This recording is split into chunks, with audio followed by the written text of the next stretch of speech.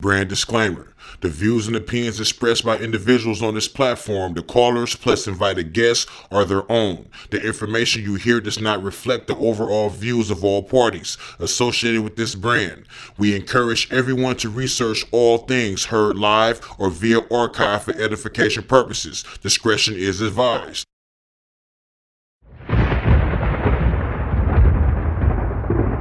Don't touch that dial.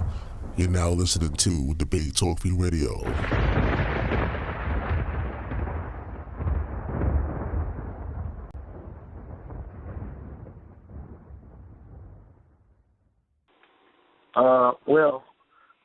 First of all, I'm a fan of the show. I like the show. So I like the fact that a lot of knowledge is put out there, and it is definitely edifying. I'm not here to, flex or, try to kick off no argument or none of that. I respect everybody that bring forth a message. I respect everybody that study and dig into these scriptures. But I'm definitely a seeker of truth, and I don't mind my beliefs being challenged, because all it's going to do is it's just going to encourage me to study more. So I definitely want to grow spiritually, get closer to the Father.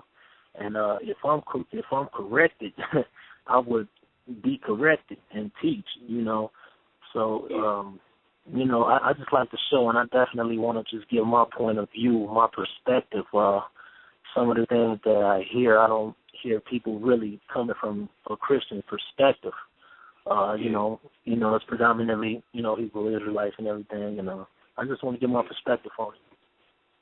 Well, I appreciate you, brother, for reaching out to me, man. Like I said, I believe in, opportunity, giving everybody a fair trial, and now it's your time, brother. And for those people that's on www.blogtalkradio.com, you can check out his Facebook page. I have his link right there on the Facebook description, in the description box.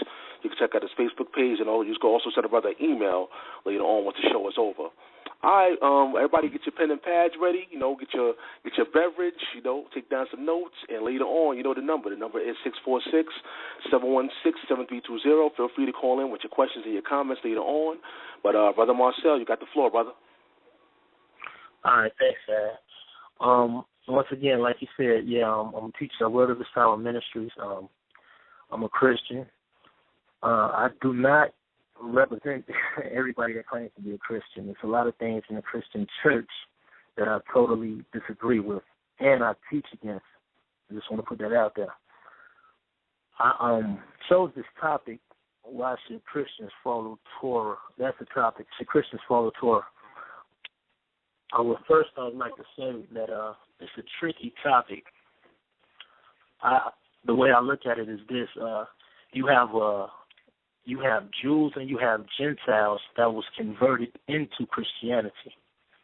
So when you ask, should Christians follow Torah, the first question you should be thinking about is who? Because the Jews did, in fact, keep Torah, but Christians were never obligated to Torah. And that's one of the things we're going to be talking about today. I also would like to say, it's a difference in keeping the law and being under the law. And just to give you a quick example, a man that never received the letter can keep a lot of things in the law. He can be a morally good dude. But being under the law implies you are an Israelite or a proselyte.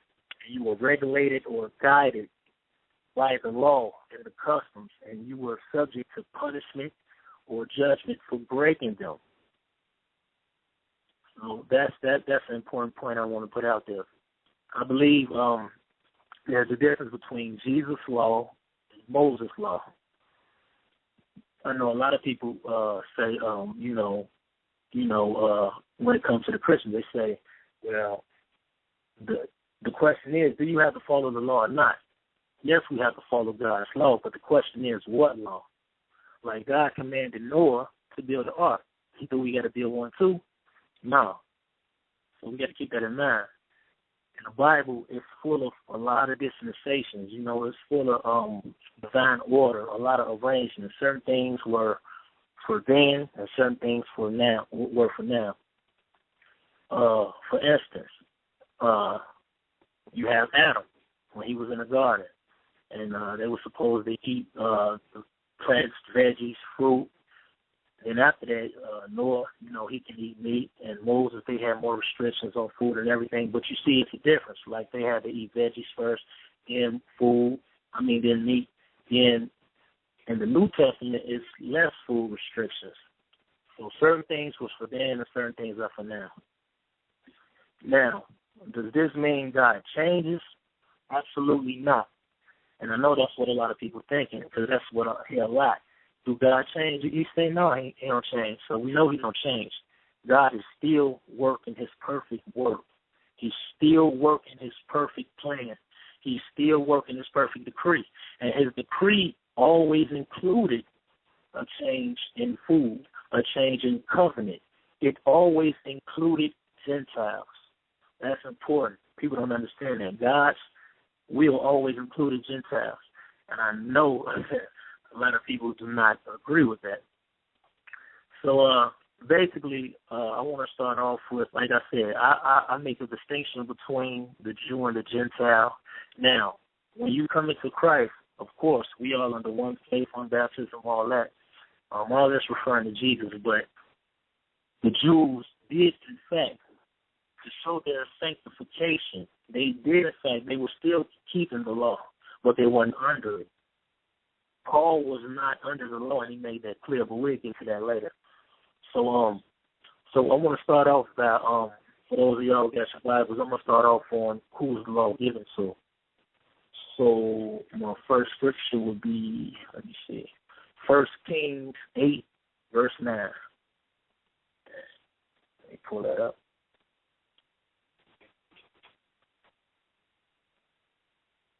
Okay, 1 Kings 8 and 9. And it says,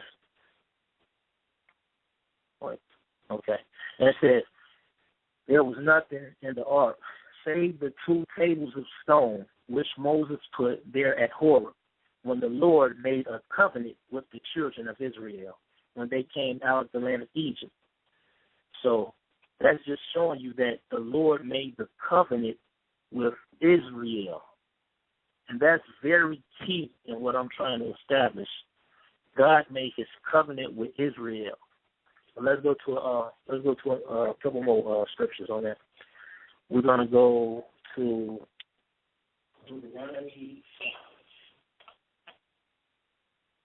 Deuteronomy 5, verse 1. It says, and Moses called all Israel and said unto them, hear, O Israel, the statutes and judgments which I speak in your ears this day, that ye may learn them and keep and do them. The Lord our God made a covenant with us in Horeb. The Lord made not this covenant with our fathers. He didn't even make a covenant with their fathers. He didn't make this covenant with the fathers. He made it with Israel. So people got to understand, this covenant was strictly made with Israel and the land. Okay, so let me go to another one.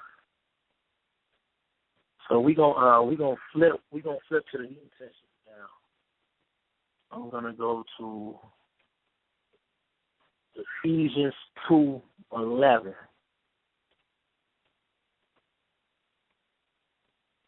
And what I'm doing here is I'm just basically putting it out there that Gentiles were strangers to the covenant. They were strangers to the laws and everything of Israel. So it says in Ephesians 2:11, wherefore remember that ye being in time past Gentiles in the flesh, who are called uncircumcision by that which is called the circumcision in the flesh. First of all, this just let you know, if anybody thought of these Ephesians that they was talking to was scattered Jews, no. In times past, they were Gentiles in the flesh, who are called uncircumcision by that which is called the circumcision in the flesh, made by hands, that at the time ye were without Christ, being aliens from the commonwealth of Israel, and strangers from the covenants of promise, having no hope without God in the world. But now in Christ Jesus, ye who sometimes were far off are made nigh by the blood of Christ. See, these Gentiles, they were strangers to the covenant. So how can you tell a Gentile to keep the covenant if they were strangers to the covenant? They never had the covenant. They never had the law, the 613. So let's go. We now finna go to Ephesians. Let me see. Ephesians 2:14. And we just laying out the groundwork right here, so y'all bear with me. Ephesians 2:14. All right, and it says, "For he is our peace, who have made both one, and have broken down the middle wall of partition between us." Look what it's saying, broke down the middle wall. See, it was a middle wall between Jews and Gentiles. But Jesus broke down that middle wall. It say, having abolished in the flesh the enmity, even the law of commandments contained in ordinances, for to make in himself a twain one new man, so making peace. See, that one new man is which I'm going to talk about later, is who we supposed to be. We supposed to be spiritual Israelites. A lot of people trying to steal vouch for the physical Israelites. We're supposed to be spiritual. God made one new man. It says right here, for to make in himself a twain one new man, so making peace, and that he might be reconciled both unto God in one body by the cross, having slain the enmity thereby, and came and preached peace to you which were far off, and to them that was nigh. For through him we both have access by one Spirit unto the Father. Now therefore ye are no more strangers and foreigners. Who is he talking about? They're talking about the Gentiles that were converted into Christ, who didn't have the law. But when they came into Christ, they were no longer strangers, but fellow citizens with the saints and of the household of God, and are built upon the foundation of the apostles and prophets, Jesus Christ himself being the chief cornerstone, in whom all the building fitly framed together grew up unto an holy temple in the Lord, in whom ye also are builded together for an habitation of God through the Spirit. So, as you can see, these Gentiles, they were strangers, but Jesus broke down the middle wall. We're going to go now, we're going to go to Romans 2:14. I'm going to keep drilling these verses in because it's very important that people see what's going on. Romans 2:14, it says, for when the Gentiles, which have not the law, we can start right there.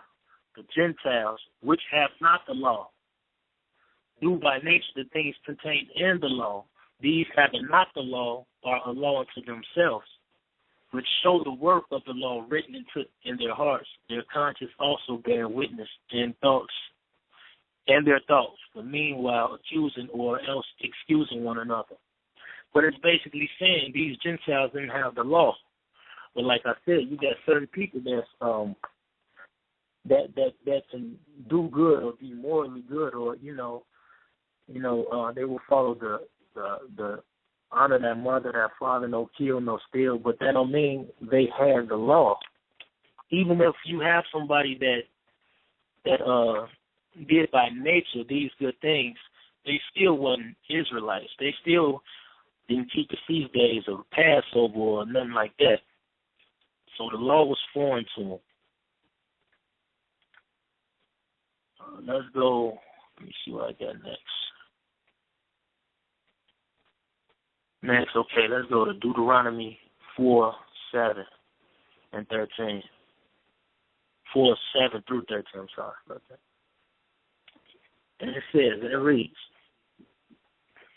for what nation is there so great, who have God so nigh unto them, as the Lord our God is in all things, that we call upon him for?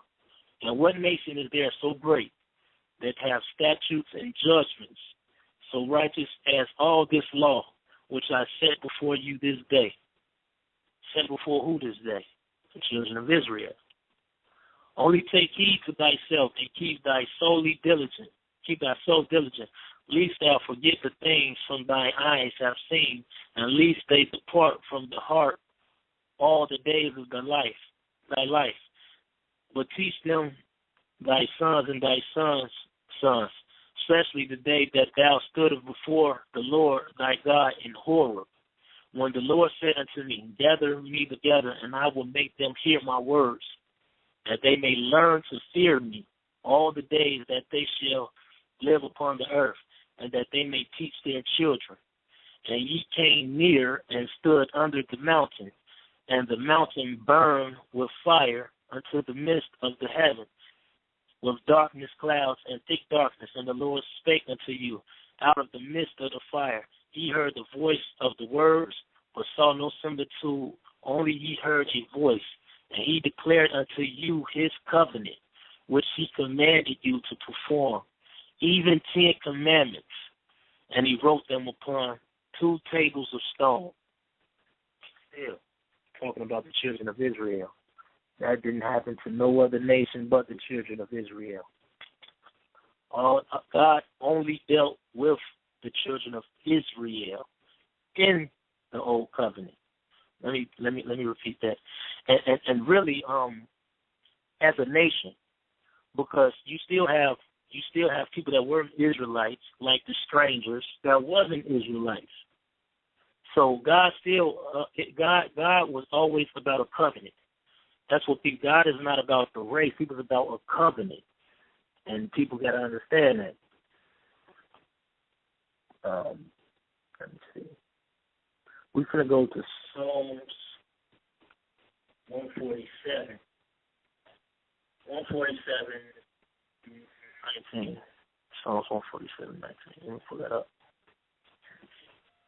Yeah, for those people that just joined into the show, you're now listening to Debate Talk Free Radio. The title of this show, Should Christians Follow Torah? Should Christians Follow Torah? My special guest is Brother Marcell from Chicago. All right, brother, you got it. All right. It says, he showeth his word unto Jacob, his statutes and his judgments unto Israel.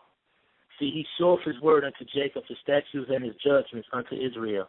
He have not dealt so with any nation, and as for his judgments, they have not known them. Praise ye the Lord.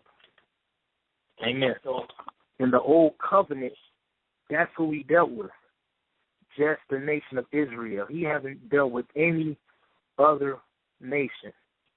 And I know some of y'all are saying, of course, because some of y'all are thinking like that's only who he's ever dealt with, and that's who he only gonna deal with.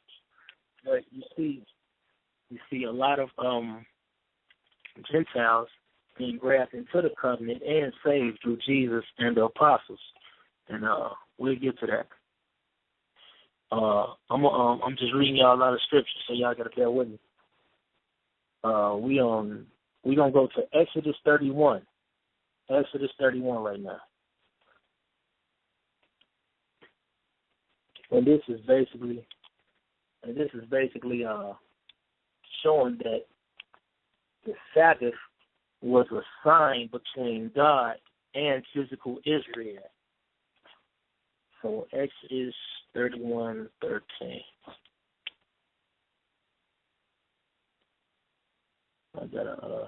I'm over here flipping. Ain't like I got no reader or nothing. All right.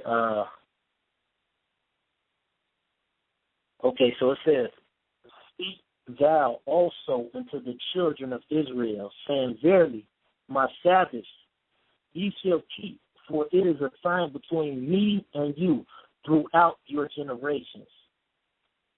It says there is a sign for me and you throughout your generations. Who is God talking to? Physical Israel. That's who the Sabbaths were for. That's who he gave the Sabbaths to. Physical Israel. Not anybody else. And it says, ye shall keep the Sabbath, therefore, For it is holy unto you. Everyone that defileth it surely be put to death. Judgment for breaking the Sabbath.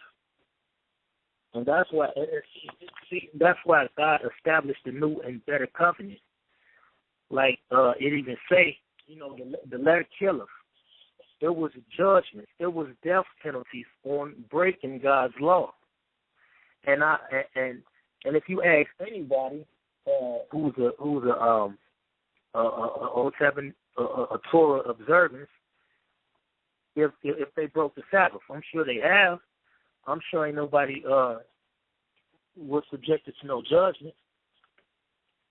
We're under a new and better covenant. There's a lot of people that want to push Torah, but they don't want to. You got to understand, it was judgments with the Torah as well. But the judgment and the Torah and the Sabbath, they was given to the physical Jews in the land of Israel. Well, let's keep pushing that. And it says in verse 15, 6 days may work be done, but in the seventh is the Sabbath of rest, holy to the Lord. Whosoever do any work in the Sabbath day, he shall surely be put to death.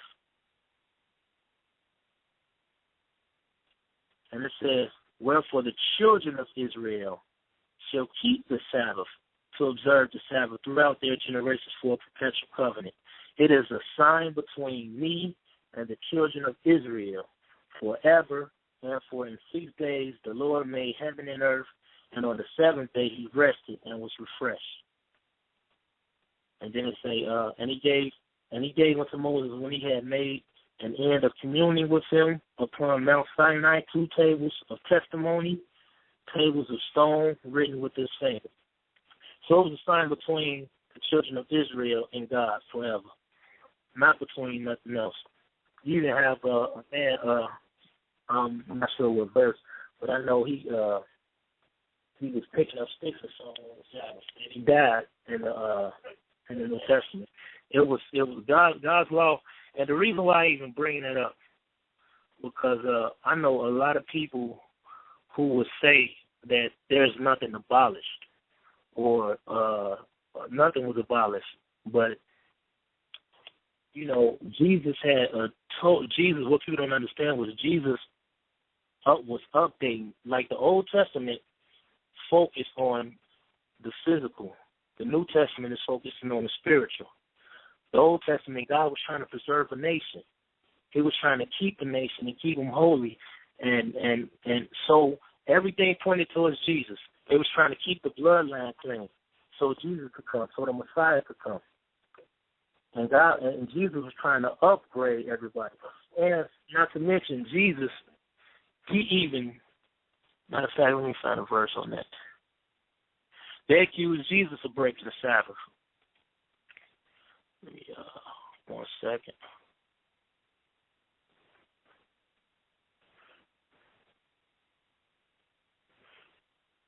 What scripture is that? But anyway, yeah. So it's I think Matthew 12. 1 second.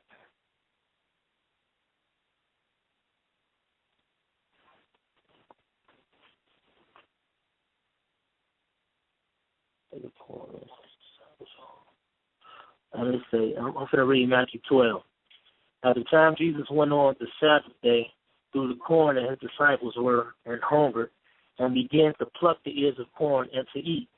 But when the Pharisees saw it, they said unto him, behold, thy disciples do that which is not lawful to do upon the Sabbath day.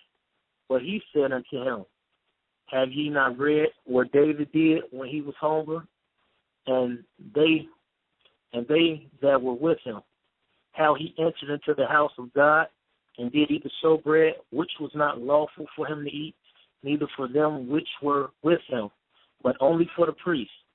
Or have ye not read in the law how that on the Sabbath days the priests in the temple profane the Sabbath and are blameless?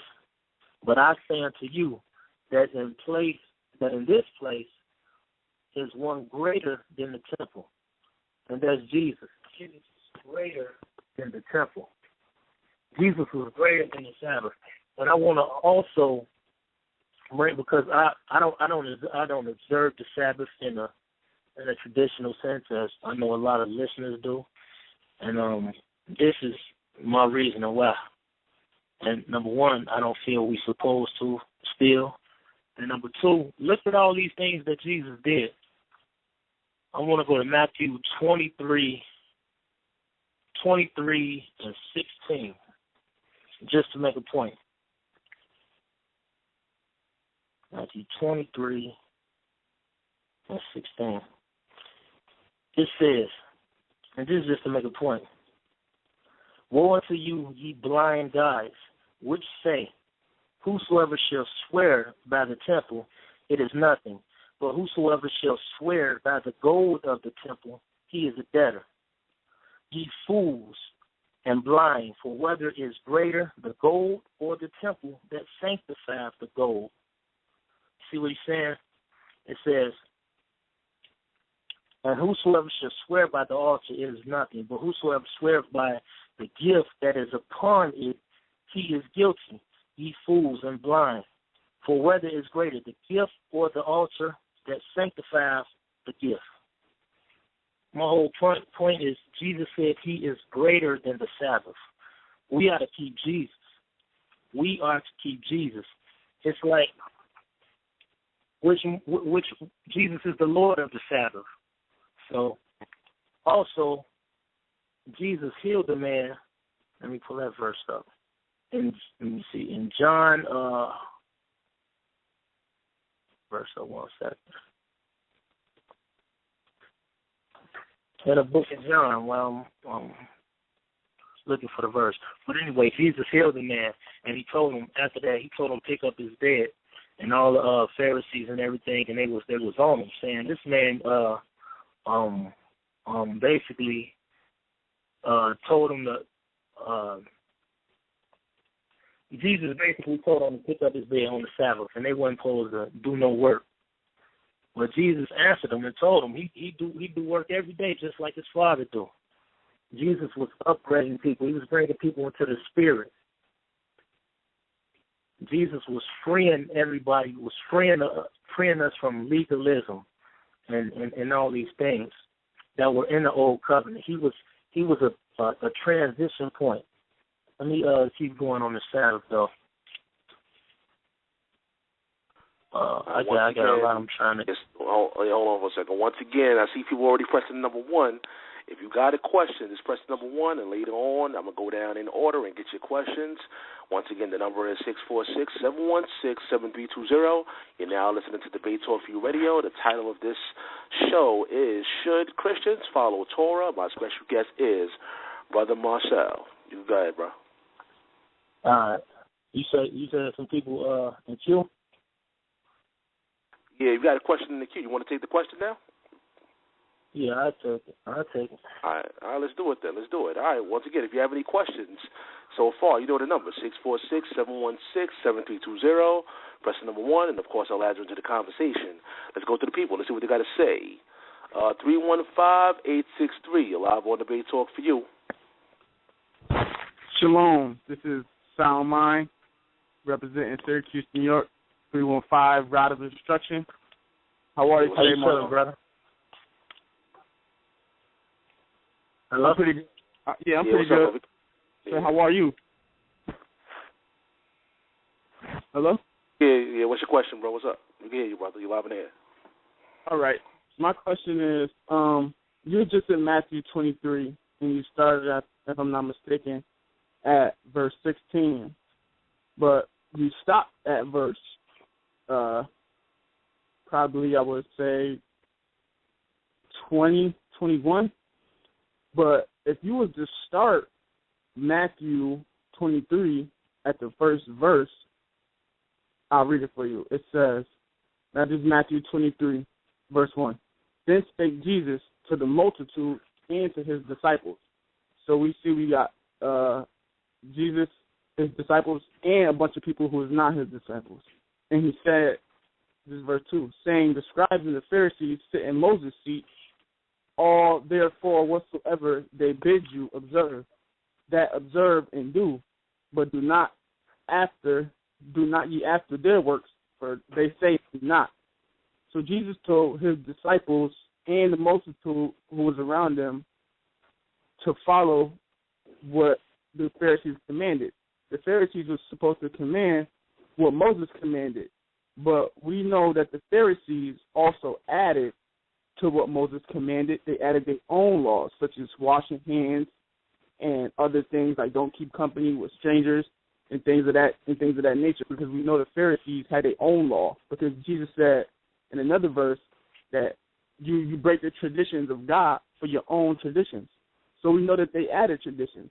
But if you don't keep the law, I was just wondering, how do you feel about what Jesus said right there in verse 3 in chapter 23 of Matthew, and also verse Matthew 23, and I would like to say it's somewhere where Jesus said you focus on the littler things, but not the weighty. Oh, Matthew 23:3. You stopped before you got to Matthew 23:3, where it says, "Woe unto you, scribes and Pharisees, hypocrites, for ye pay tithe of mint and anise and common, and have omitted the weightier matters of the law. Judgment, mercy, and faith, these ought ye to have done, and not to leave the others undone." So Matthew 23, what I'm getting is Jesus is telling his people to keep the law, but don't keep it like the Pharisees keep it, because they don't keep it the correct way. So I was just wondering, what do you get from that? And continue to, study and continue to do your thing on tonight's show. So can you just help me understand Matthew 23? Thank you. Yeah, I got you. Yeah, I appreciate your question, my brother, definitely. What I would like to say is Jesus spoke to a Jewish audience. Jesus was a Jew, and he spoke to a Jewish audience. Yeah, he told them, observe the law. The Jews were supposed to observe the law. But that's why I made a distinction between Jews and Gentiles. Jesus taught the law. He taught animal sacrifice. He fulfilled the law. He walked in the law. And he preached it to the Jews. Yeah, he was talking to the Jews and telling them not to omit the weightier matters. Or you do tithes, but you omit the weightier matters. Right, because they were Jews. But that's why I'm saying, in the New Testament, after Jesus died, Jesus was the new covenant. And when you see Gentiles grafting into the picture, they weren't to keep these laws and traditions and customs of Israel as the physical Jews were. So that's my answer. Sal, you're still on. Go ahead. All right. So do you believe that the children of Israel is no longer living today? Because you said the Gentiles aren't supposed to keep the law, but if that's the case, then are the Jews still supposed to keep the law today? And where are the Jews? Okay, that's a good question. That's a good question. Okay, I believe the nation of Israel as a whole, a physical nation, is no longer today. As a physical nation, I'm not saying that nobody is a descendant of a Hebrew. I do believe, the so-called black people are a descendant of Hebrews, and things of that nature. But it's no longer physical Israel. That was physical Israel in the land of Israel. This who the statutes and the laws and things were given to. This was who was supposed to keep them. Now, after Jesus died and the apostles and all that, and everybody know what happened in 70 AD. The only thing is left is the new covenant. You can't. We weren't during that time when the old covenant was established, when it was given to the Jews, when it was given to physical Israel. So we have to go by the new covenant, everybody. So I believe. Go ahead. Can I say something, brother? I like you. Thank you for your answer, and I appreciate it. But also, you said physical Israel is no more because they are no longer a physical nation in Jerusalem. But in James chapter 1, our beloved brother, our disciple, he writes, James 1:1, James, a servant of God and of Lord Jesus Christ, to the 12 tribes scattered abroad. So right. The children of Israel were scattered then and they still kept the laws. So, and they still was a nation. They just was a scattered nation, as James is writing, unless you have other proof otherwise that scattered nations are no longer a nation. Bring that back to me again. I'm trying to follow you, brother. I'm sorry, my brother. Let me slow down. Just it's James 1:1. Matter of fact, yeah. Let me pull the scripture up so I can see it, so it'll be very helpful. Yeah, and when you get there, it's James 1:1 again. James 1:1, and also a scattered nation is. So, can you help me understand what James is saying when he says scattered abroad? Okay. Okay, go ahead. James, a servant of God, the Lord Jesus Christ, to the 12 tribes, which are scattered abroad. Okay, yeah, now what is so you said a physical nation Israel is no longer because we're scattered, because you said we're not in the land. But James also is saying that there still is a nation, the 12 tribes scattered abroad. So I'm not understanding where you would get that just because we're scattered doesn't mean we're a nation anymore. As a whole, there wasn't a whole nation if they were scattered. But still in all, if these Jews who he's talking to, if they were Jews, then yeah, they would have kept the law back in the days. What I'm saying is now because they were under the old covenant. But now it's two types of Gentiles. You get Gentiles that didn't know they were a Jew or whatever, and you just get non-Hebrews that was Gentiles.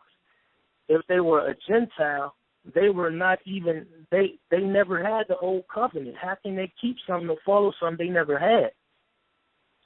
They were only.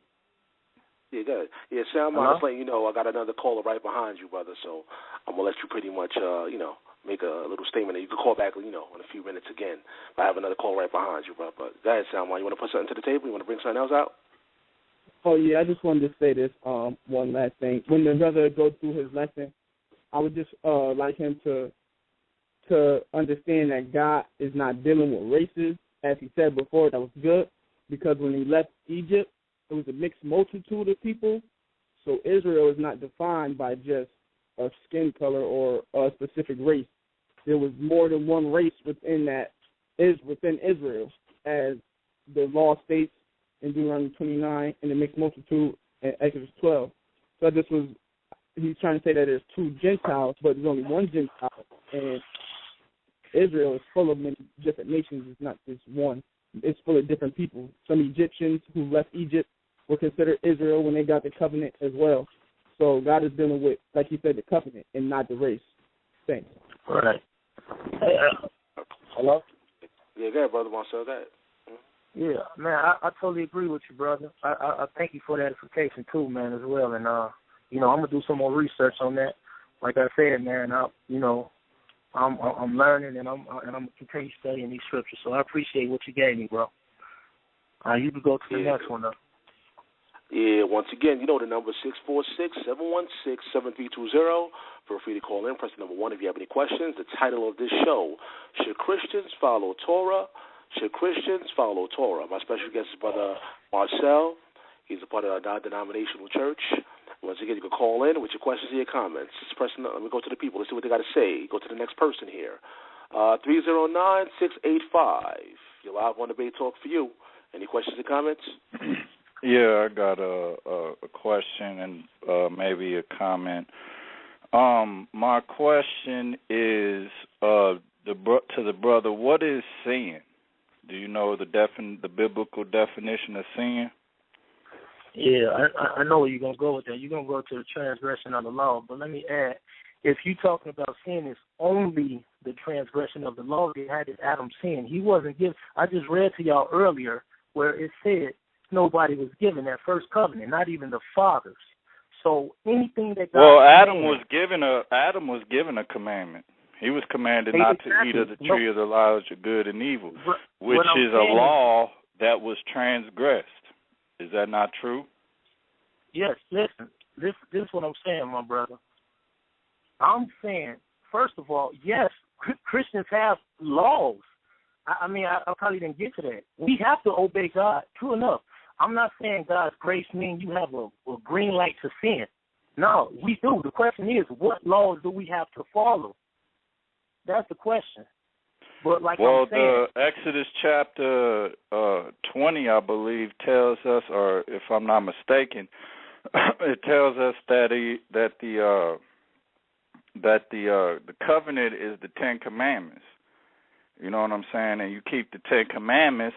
Even Jesus, the guy came to Jesus and said, "Good master, what should I do that I may have eternal life?" He said, "Why callest thou me good? But if thou will enter into life, keep the commandments." And then dude got smart and said, "Which?" And then, he said, "Thou shalt not kill," steal, ran down the 10 to him. And then he said, "I kept these from my youth." You know what I'm saying? And then when he said, "Okay, well, get rid of all your stuff and follow me." So the commandments that's supposed to be kept is that the 10, but you got to keep it by the blood of Jesus. That's the new covenant. The old covenant is the keeping of the commandments of God by the blood of bulls and goats through the Levitical priesthood. The new covenant is the keeping of the commandments of God by the blood of Jesus through the Melchizedek priesthood. Now, if you read Hebrews chapter 10, it tells us that. You know what I'm saying? That Jeremiah 31, that new covenant, Hebrews 10 explains it. But when we read it, we want to say, no, that's not, that's all I'm saying, because that is why I keep the commandments of God. That's why I keep the 10, keep the Sabbath day. That's why I do all that stuff, because of Hebrews chapter 10. Brother, how many laws do you keep? I keep the 10 Commandments. I keep the feast days. I keep the dietary law. I keep the cleanliness law. You didn't give me a number. Moses, the laws of Moses had 613. How many laws? Well, 613 laws. That's somebody done said that and put that into play and said, "Hey, this is how many laws it is." You know what I'm saying? There ain't no actual 613 laws. Nobody can actually count out and say what laws is laws and what ordinances is ordinances. What they did was they gathered everything that was supposed to be done and called it 613 laws. But in all actuality, what they did was they gathered the ordinances, the commandments, and the statutes and made them all 613 laws. And then that number, 613, that ain't even God. You know what I'm saying? So that's something man made up. But go ahead, man. Okay. My whole thing. Hold on. My whole thing, and then nothing against you. I'm sure you truly want to serve God, but all I'm saying is, excuse me, that the thing that changed my mind, because I was just, I was on that with you, grace, but what changed my mind is when a brother took me to Jeremiah 31 and then took me to Hebrews 10 and showed me that it was the blood of bulls and goats, and then it opened up from there. So all I'm asking, if you could address what is the deal with this blood of bulls and goats, because it says in Hebrews 10 that that's Jeremiah 31 what? Let's go to it. Well, Jeremiah 31:31. Because that's the new covenant, right? Jeremiah 31:31, that's where everybody go and say we under the new covenant. Right. So okay, I'm gonna just read that just so we can follow along. And okay. It says, "Behold, the days come, saith the Lord, that I will make a new covenant with the house of Israel and with the house of Judah." Okay, and then you say go to Hebrews what? Okay, and then the rest of it was not according to the covenant with the fathers, and that's where we say, okay, we don't got to keep the commandments. But then when you go to Hebrews 10 and you read, we could start at verse 4, and let me just read it real quick, and I got the same Bible you do. It says, "For it is not possible that the blood of bulls and goats should take away sins. Wherefore, when he cometh into the world, he saith, sacrifice and offerings thou wouldest not, but a body hast thou prepared me. So I don't know if that lead me to believe that a body was prepared because sacrifice and offerings thou wouldest not. And then let me keep reading. It says, and burnt offerings and sacrifices for sin thou hast had no pleasure. You know what I'm saying? Okay. And then it says, then said I, lo, I come in the volume of the book. It is written of me to do thy will, O God. Above, when he says sacrifice and offerings and burnt offerings and offerings for sin, thou wouldest not, neither hast pleasure therein, which are offered by the law. Then said he, lo, I come to do thy will, O God. He taketh away the first, that he may establish the second, by the which we are sanctified through the offering of the body of Jesus Christ once for all. So that telling me he took away the animal sacrifice because Jesus' body is there.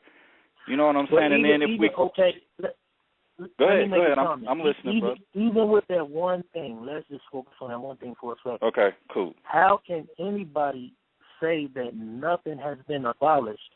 Because everybody go through to Matthew 5, and where it say not a jot or a tittle will be taken from the law, walk down. If this was God set up, for to take away the sins or whatever, and this is clearly saying, I'm sure me and you agree, that animal sacrifice is no more. Right, because it's tangibly noticeable. We don't sacrifice them. That's tangible. You know what I'm saying? I can see that. Nobody does it. So you agree that there's no more animal sacrifice? Yeah, 100%. Well, I'm not saying no more ever. I'm saying it's suspended. No, I'm talking about right now. Right now. Yep. I agree. Right. Yep. Okay, so that's one thing that has been abolished. Well, I wouldn't say abolished, more suspended, because it's going to come back when Jesus come back. If we read in Ezekiel, it talks about that. We can go with suspended. Okay, cool. I appreciate that. All right. See, yeah. Man, this how you got to do it. But anyway, like a lot of people will say, nothing has changed. God don't change. That means we still supposed to do everything. How can they sit there and say that when you clearly see something being changed? Jesus, I don't care how many. Jesus had a different ministry. He taught different. And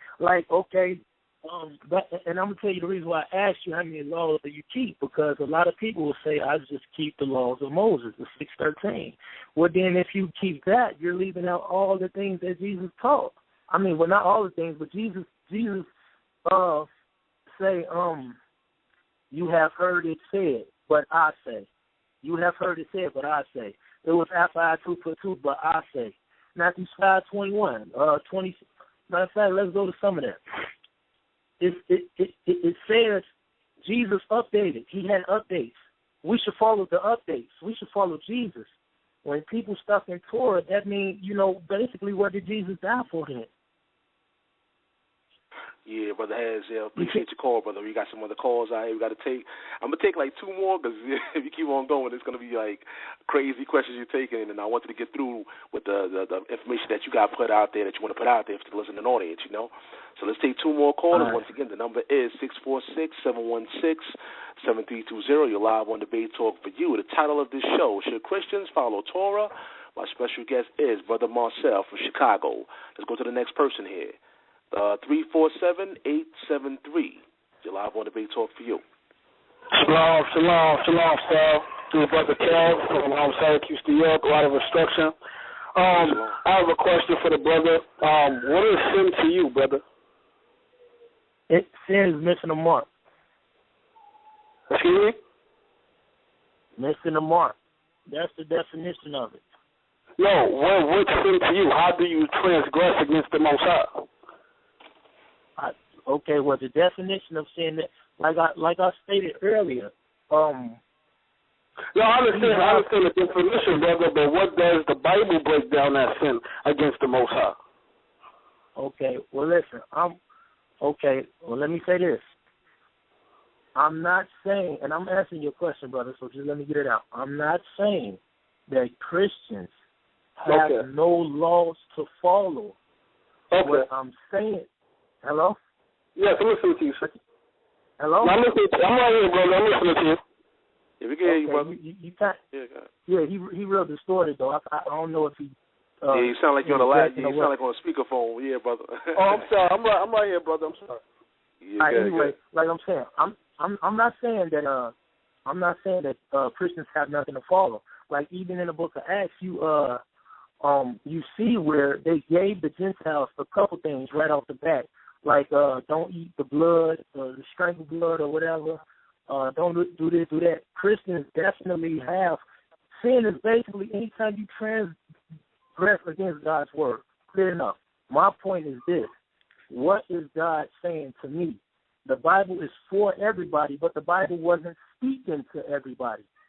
Just like I gave you an example. Like God commanded Noah to build an ark. Am I supposed to build an ark? No.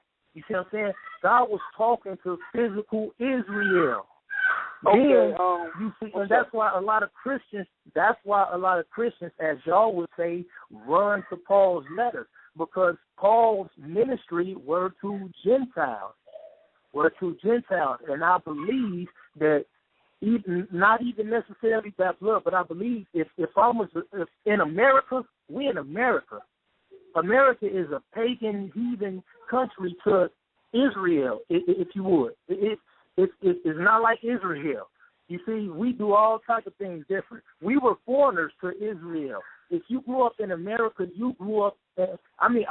First of all, I just heard about even the fact that the so-called black man can be Israelites, and it was a beautiful study. You know, yeah. Brother, it seems like you're trying to get something out real bad. Yeah, because I'll use you talking about Paul, right? But then Paul said, should we sin because grace abound? Christ said, God forbid. Paul said, shall we sin? Shall we sin because of grace? He said, God forbid, meaning no. And according to the Bible, sin is transgression of the law. And when you look at the what word, law? What law? When you look at, if you look up the word law, it means Torah. If you look it up, it means Torah. That's the problem. That's the problem. Every time people see law in the Bible, y'all assume it's Torah. That's not true. So what? It was a law of Christ. It was a law of sin. It was a law of Torah. It was a law of liberty. Like, you got to really break it down. Every time I understand what you're saying, but what law Christ taught that was contrary to Moses? How was Christ's teachings different from Moses? And if Paul was a follower of Christ, then he followed the teachings of Christ teaches. Let's go to tell me how Christ teaches is different from Moses. All right. Let me pull up some scriptures. Let's go to Matthew 5:21. Okay. Matthew 5:21. Yeah, maybe different is a bad word. Maybe I should say updated, or I don't know what would suffice. But you can't say Christ taught exactly what Moses taught. It say right here, ye have heard that it was said by them of old time, thou shalt not kill, and kill, and whosoever shall kill shall be in danger of judgment. But I say unto you that whosoever is angry with his brother without cause shall be in danger of the judgment. And whosoever shall say to his brother, Rapha, shall be in danger of the judgment. 23. That's right. Hold on, my brother. Oh, no, I'm agreeing with you. Yeah, go ahead. Okay, and then it say, ye have heard that it was said by them of old time, thou shalt not commit adultery. But I say unto you, whosoever look on a woman to lust after her hath committed adultery with her in his heart. Let's keep going. Verse 32. But I say unto you that whosoever shall put away, no, I ain't gonna go there. It say, let me see. Yeah, hold on. Let me let Kev respond, because we got some other callers. I'm trying to, get one more, then let you get back into the lesson. Hey, let me ask you a question. Let me ask you a question. Is it still eye for eye and tooth for tooth? Let me answer your first question, because you're going into the law, and that proves out of the Torah. Even in the Torah, the Most High said that our hearts have to be circumcised. So when Christ taught the Torah, he taught it in a spiritual sense to hit our hearts, so our hearts to be circumcised. So it was no different teaching. He just came at an aspect of the spiritual, because Moses didn't teach us how to keep the law in our hearts. See, that's kind of my point in a sense.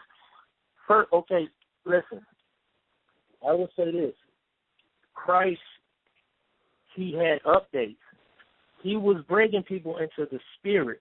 What I'm saying, if people, like, you got to admit, it is some differences. It is some variations. I don't see no, to be honest with you, I don't see no differences, because even Paul said in his writings that the law, Paul said, I am carnal, brother, but the law of God is spiritual. Let me say this, brother. Yes. Like even the Ten Commandments, all them laws, they had a death penalty attached to it.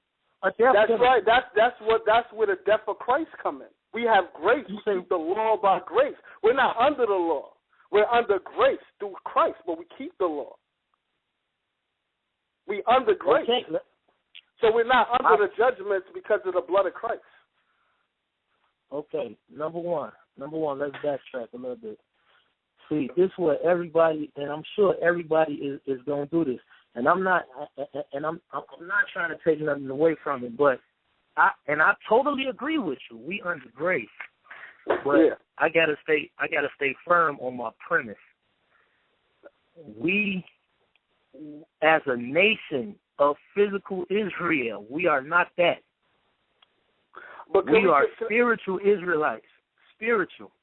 In Matthew 28, Jesus gave his disciples the Great Commission: go teach all nations, nations. And then in the book of Acts, you see him opening up to Gentiles. And I showed earlier, that's why I went through all that, where it say we were strangers to these covenants. So when they came into these covenants, you see, they didn't come into Judaism. That even and see what y'all think is just because you see similarities.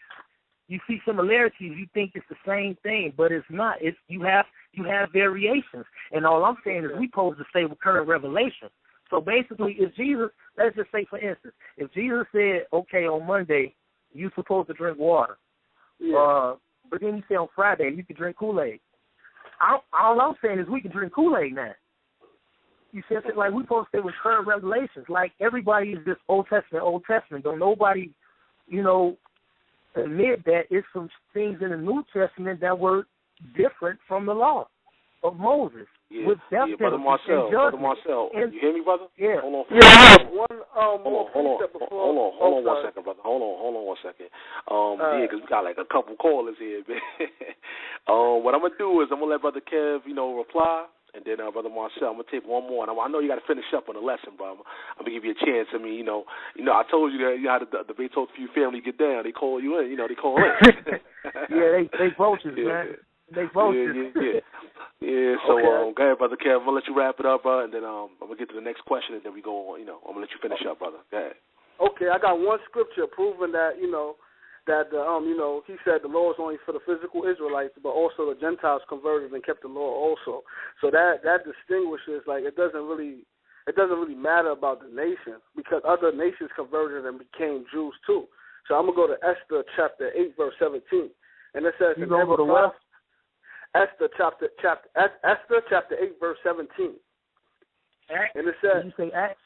Esther. Yes. Chapter 8, verse 17. And it says, in every province and in every city, whithersoever the king's commandment and his decree came, the Jews had joy and gladness, a feast and a good day. And many of the people of the land became Jews, for the fear of the Jews fell upon them. So even the other nations became Jews. Even they entered into the covenant.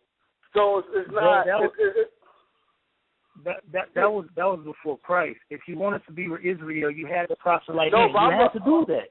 No, but I answered the question. It's not. But you're saying it was only for physical Israel. But the Most High made it all. Listen. Let me clarify that, because I already said earlier it was a mixed multitude. No, they weren't. So yeah, I understand it were other nations, but what I'm talking, but they were still Israel. And that was before Christ. They were supposed to keep Torah. Yeah, all right, brother. You understand what I'm saying? Yeah, we're going to definitely have to move on to the next question. But we got time later on. We got a lot of time for the show. So if you guys that already asked questions, you could definitely press the number 1 again, and ask your question later on. But I'm going to just take one more, and everybody else that pressed the number 1, stand by. I'm going to get to your questions because I want the brother to finish up and bring out all his points before we, go on and go with more questions. So let me take one more caller right now, and after that we're going to have the brother Marcel continue, and then later on take some more questions. All right, let's see. 773-952. You're live on Debate Talk for you. Yeah, shalom, Yisrael. This is Brother Mikael. I'm coming out of Chicago also. And I've been listening, like you said, you should have kind of let them stop with the response and the question because it didn't got off into so many areas. I want to address them all, but I know we don't have time. But let me say to the Christian brother that's debating, all respect to you, brother, and I see you are, you got a rare phenomenon. You're a New Testament Christian that reads the whole Bible, so you got a good thing going for you. But I just want to say this. First off, you brought up that how do we know, something like you were saying, who Israel is. It's no more natural Israel. It's only spiritual Israel.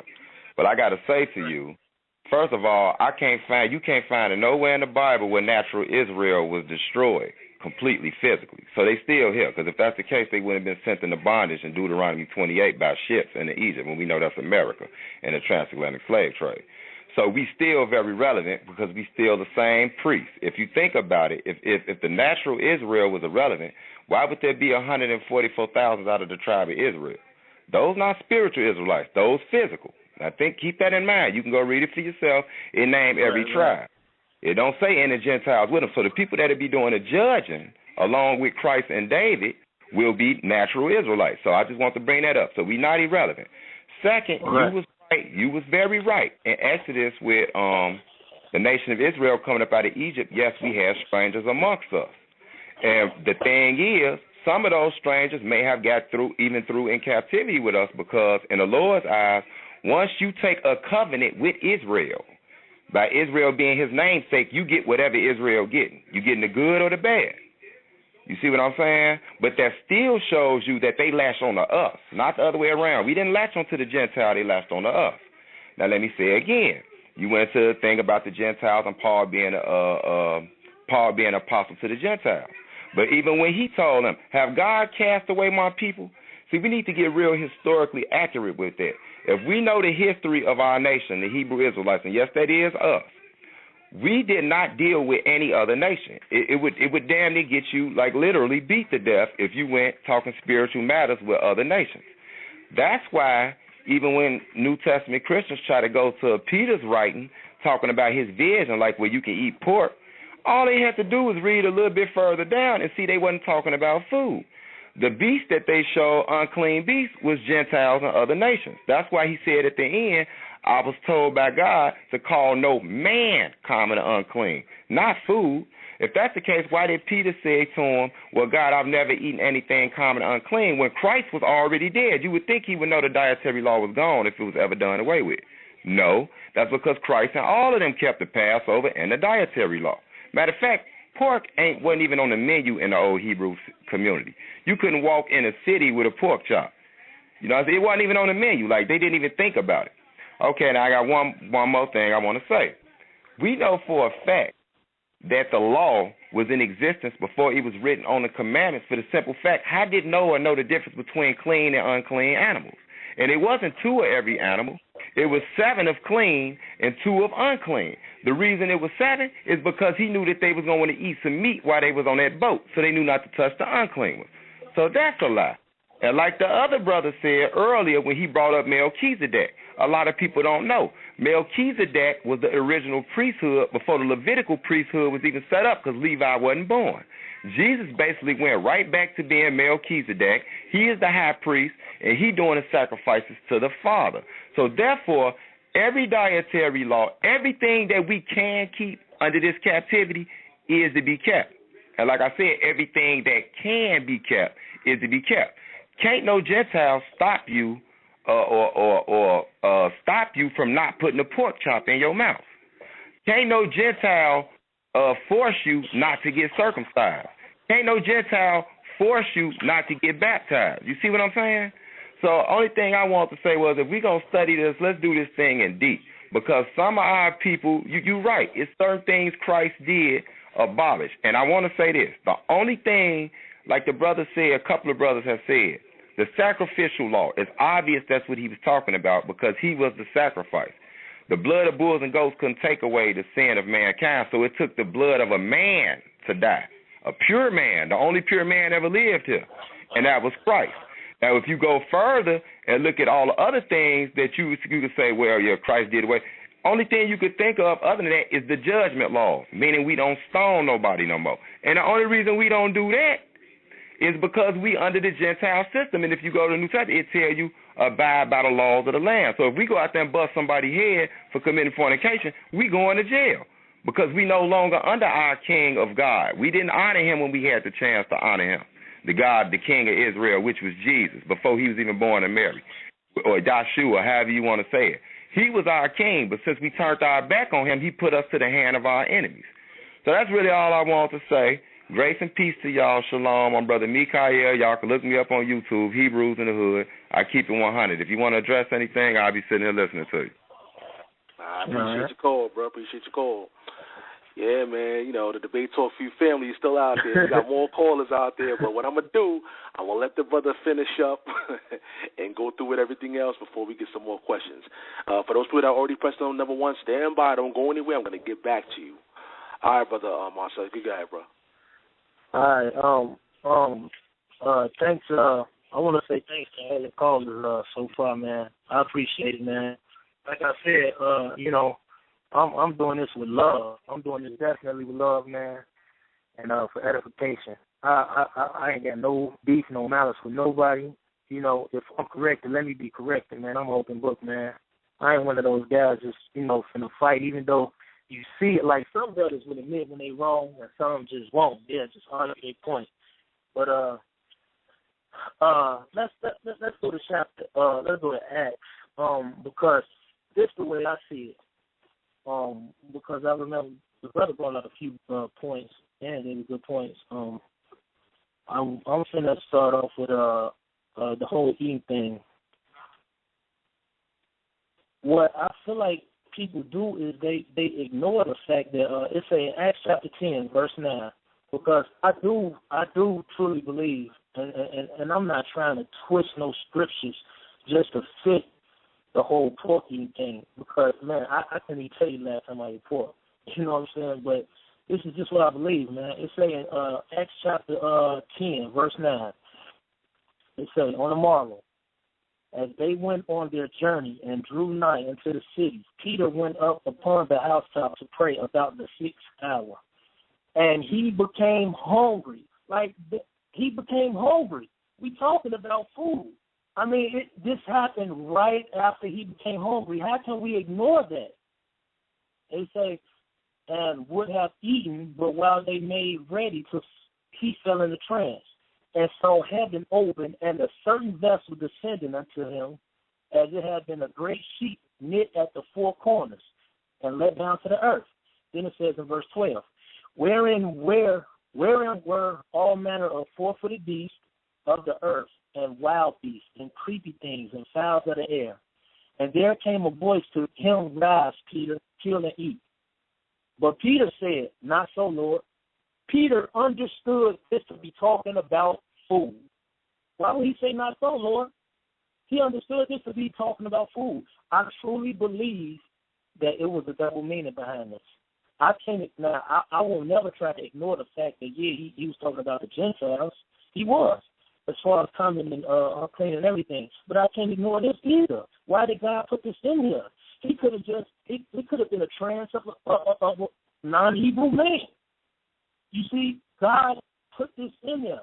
And then, you know, it says, let's keep reading. It says, and the voice spake unto him again, the second time that God hath cleansed cleansed. Thou call not, thou comest. This was done 3 times. 3 times. And the vessel was received up again into heaven.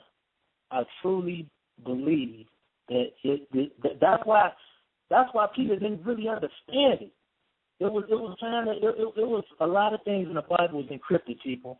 A lot of things have multiple meanings. I really feel like this was a double meaning. So let's say now when Peter doubted in himself what the vision which he had seen should mean, behold, the men which were sent from Cornelius and made inquiry for Simon's house and stood before the gate and called and asked whether Simon, which was surnamed Peter, were lodged there. I'm going to keep reading this. While Peter thought on the vision, the Spirit said unto him, behold, 3 men seek thee. Arise, therefore, and get thee down, and go with them, doubting nothing, for I have sent them. Then Peter went down to the men which were sent. Let me skip down. Let me see. Where I'm going with this. Then called he them in verse 23. Then called he them in the lodge them, and lodged them. And on the morrow Peter went away with them, and certain brother from Joppa accompanied him. And the morrow after they entered into Caesarea, and Cornelius waited for them, and had called together his kinsmen and their friends.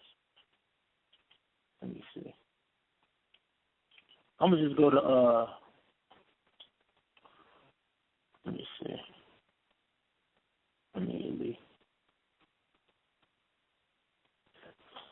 Okay, well, I ain't going to read the whole thing, but basically we see that, number one, can't ignore the fact that God was basically talking about Gentiles, but I do believe he's talking about food as well.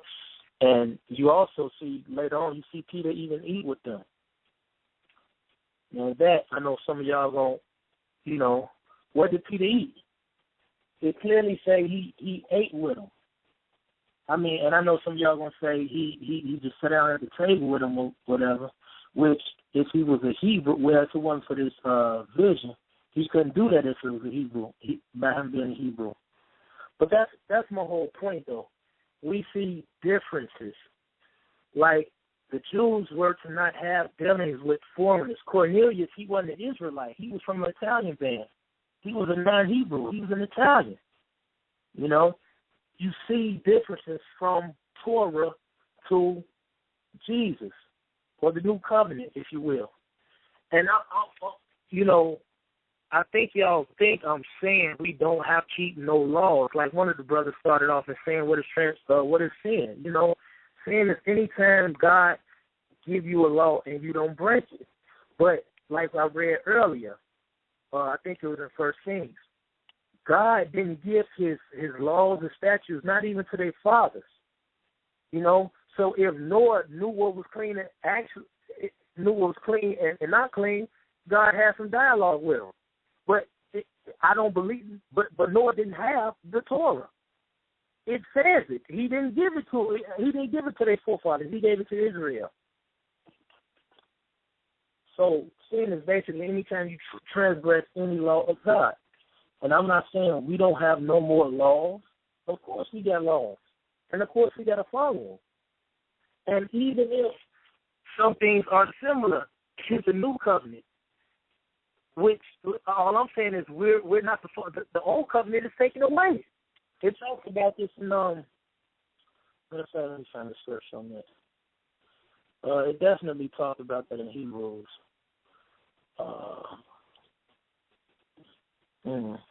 It say, let me see.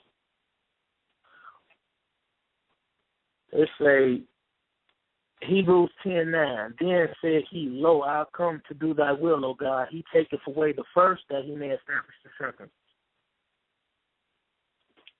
So it's definitely a change. And, I'm just here to point out that change. And, but that's a whole nother lesson as far as exactly what law should we follow. It's a lot of things that were similar, but I don't believe we're supposed to just, be converted into Judaism. Like, we just supposed to do all the same things the Jews did. They was in the land. They was raised. The Gentiles wasn't raised like they weren't raised like Jews. The Jews was they was taught how to do them. They kept them. Everybody kept them. They was a nation, feast days, all that. The Gentiles didn't know how to do that. So when they converted in, they was like, just do a couple things right now, and not only that, the Gentiles was being taught Jesus, the updates. And like I said, if Jesus abolished some things, then the Gentiles was taught those abolishments, or suspended, or however we want to look at it, they was taught that. So, man, I have no clue where I'm at. Let me, okay, we see, let's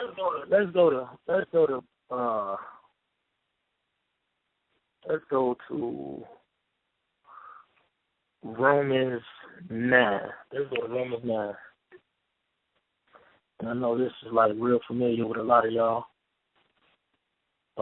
Just to bring out a point, but man, I appreciate the callers, and it's a thin line where like sometimes we be saying the same thing, really just in different ways.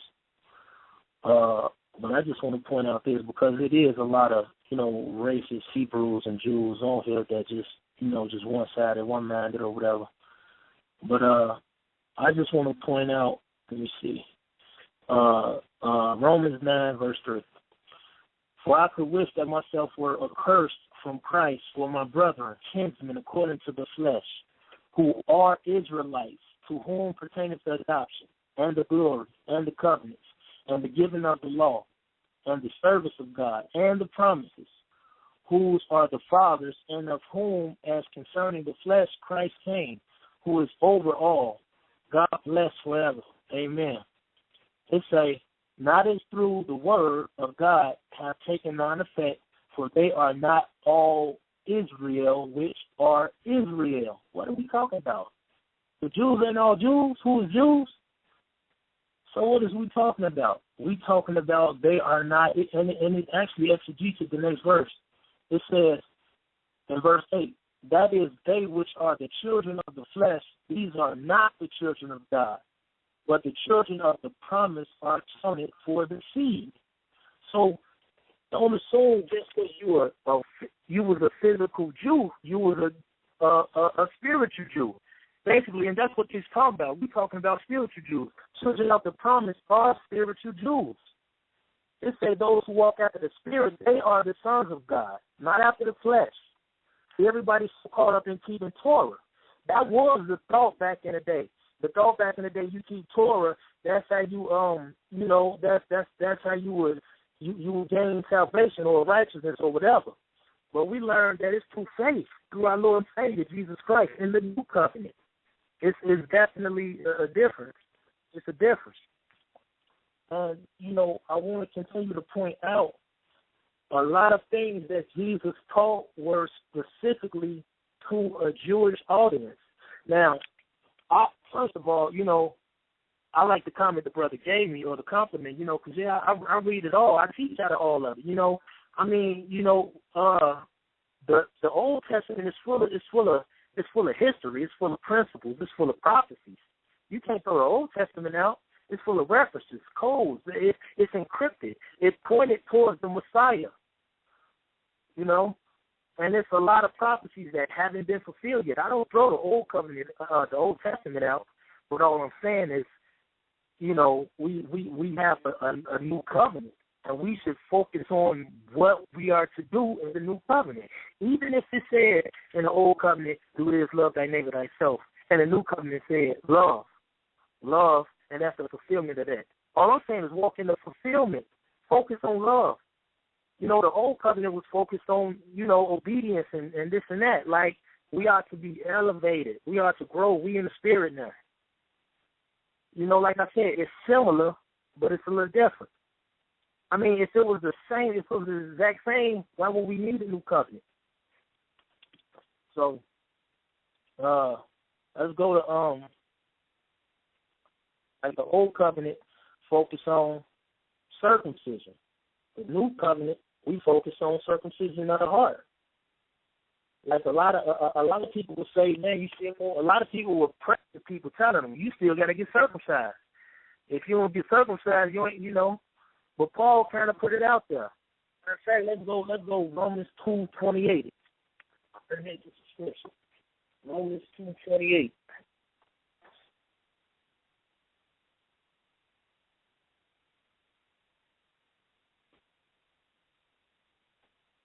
It said, for he is not a Jew, which is one outwardly, neither is that circumcision, which is outward in the flesh, but he is a Jew, which is one inwardly, and circumcision is that of the heart, in the spirit, and not in the letter, whose praise is not of men, but of God. I'm going to read that last one again, and I'm going to read it in a different, I got the KJV, but I'm going to go to a different version. It says, no, a person is a Jew inwardly, and circumcision is a matter of the heart, brought about by the Spirit, not by the written law. That person's praise will come from God, not from people. See, it's basically saying that, like I said, everybody, saying you're supposed to be circumcised, you're supposed to do this. No. You are a Jew inwardly, not outwardly. God ain't called us to put us back in Judaism. He did not call us to Judaism. He called us into the spirit. Spirit, circumcision of the heart, in the spirit, and not in the letter, whose praise is not of men.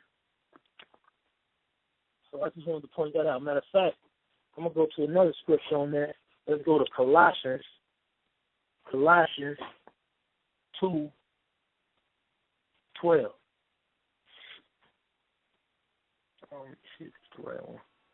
And once again, you're listening to Debate Talk Free Radio. My special guest is Brother Marcell. The title of the show, Should Christians Follow Torah? The number is 646-716-7320. That's 646-716-7320. We got a lot of people standing by, but I'm going to let Brother Marcell get out most of the information, or all of it, all of his information, and then we're going to take some more questions for the people. So those people that pressed number 1, stand by. I'm going to get to your questions.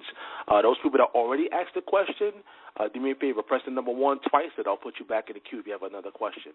So if you already asked one before and you want to ask another question, press the number 1 twice. All right, there, Brother Marcell. It say, Colossians 2:13. And you being dead in your sins and the uncircumcision of your flesh, hath he quickened together with him, having forgiven you all trespasses, blotting out the handwriting of ordinances that was against us, which was contrary to us, and took it out of the way, nailing it to the cross. So what is we nailing to the cross? That's what I really want to know from you brothers. What is we nailing to the cross? Is y'all gonna say just circumcision or anything? And what do nail to the cross mean? That means it's done away with. When Jesus died, he nailed that stuff to the cross. Man, we have to stay with current revelation. So let's keep going though. Let me see. Let's see what I'm at now.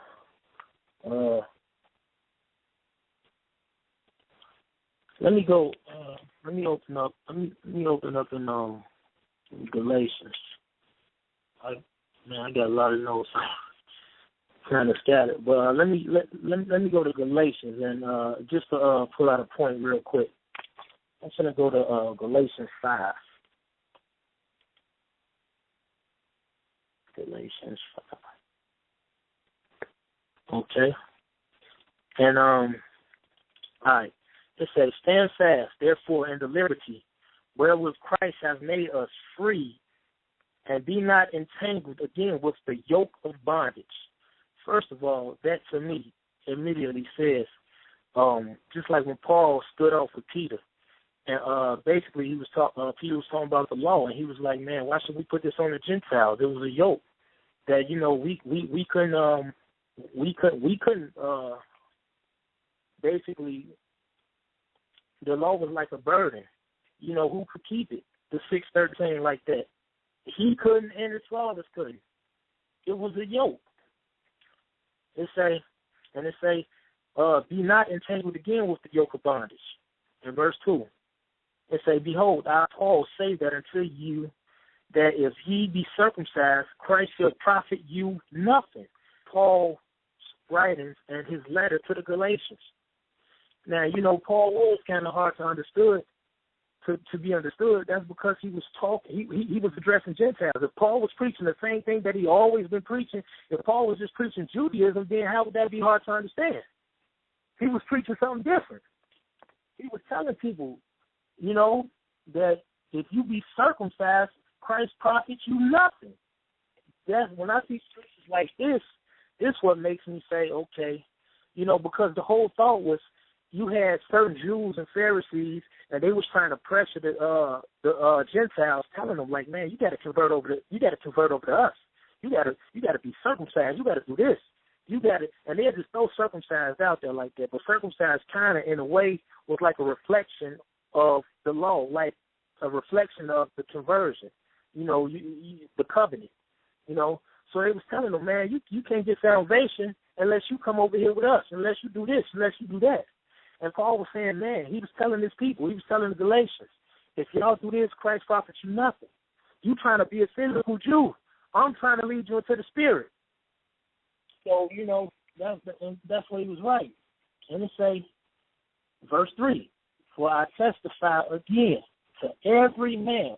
Now, anytime somebody repeat themselves in the Bible, they mean business. For I testify again to every man that is circumcised, that he is a debtor to do the whole law.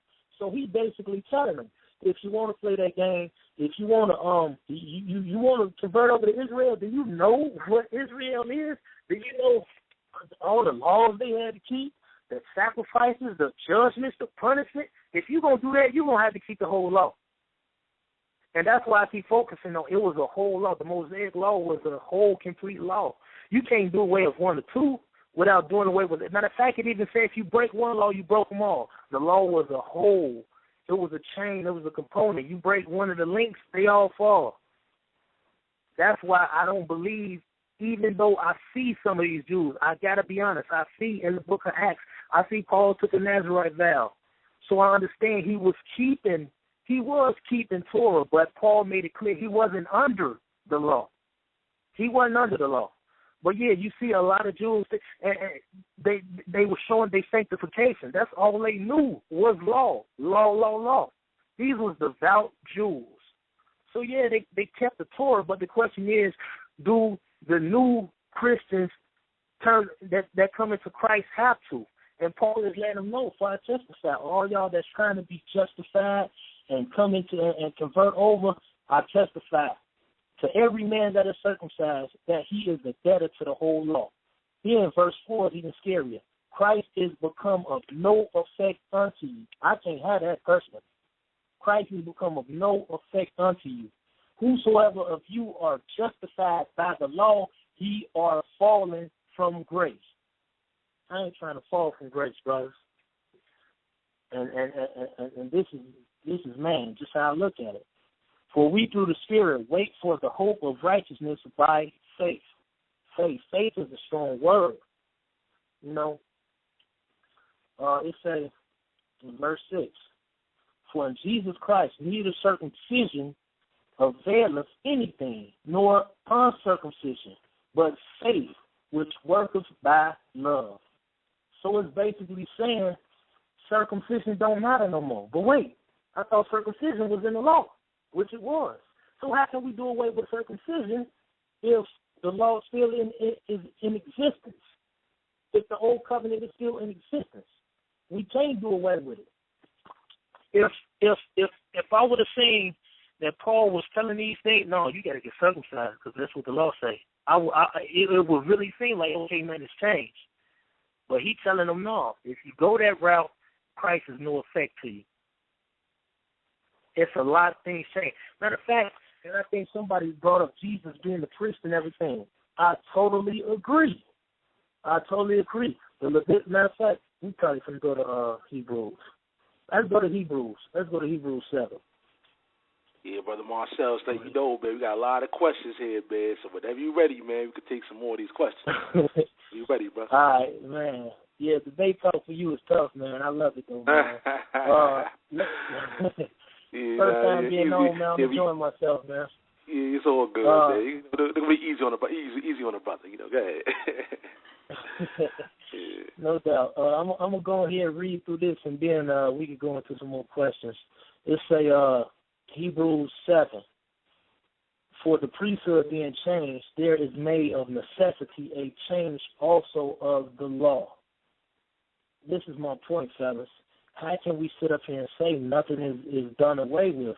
And it says right here, the priesthood is being changed, and it's a necessity, a change also of the law. That should tell people something has changed, something is different. You got a lot of Hebrew Israelites, nothing is different. God don't change, because they read, I'm the Lord, I change not. It says it right here, a necessity of the change also of the law. And they keep going.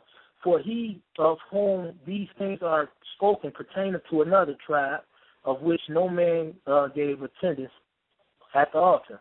For it is evident that our Lord sprang out of Judah, which tribe Moses spake nothing concerning the priesthood. And it is yet far more evident for that after the similitude of Melchizedek, there arises another priest, who is made not after the law of carnal commandment, but after the power of the endless life. For he testifies, thou art a priest forever after the order of Melchizedek. For there is verily a disannulling of the commandment. What does disannulling mean? Abolish.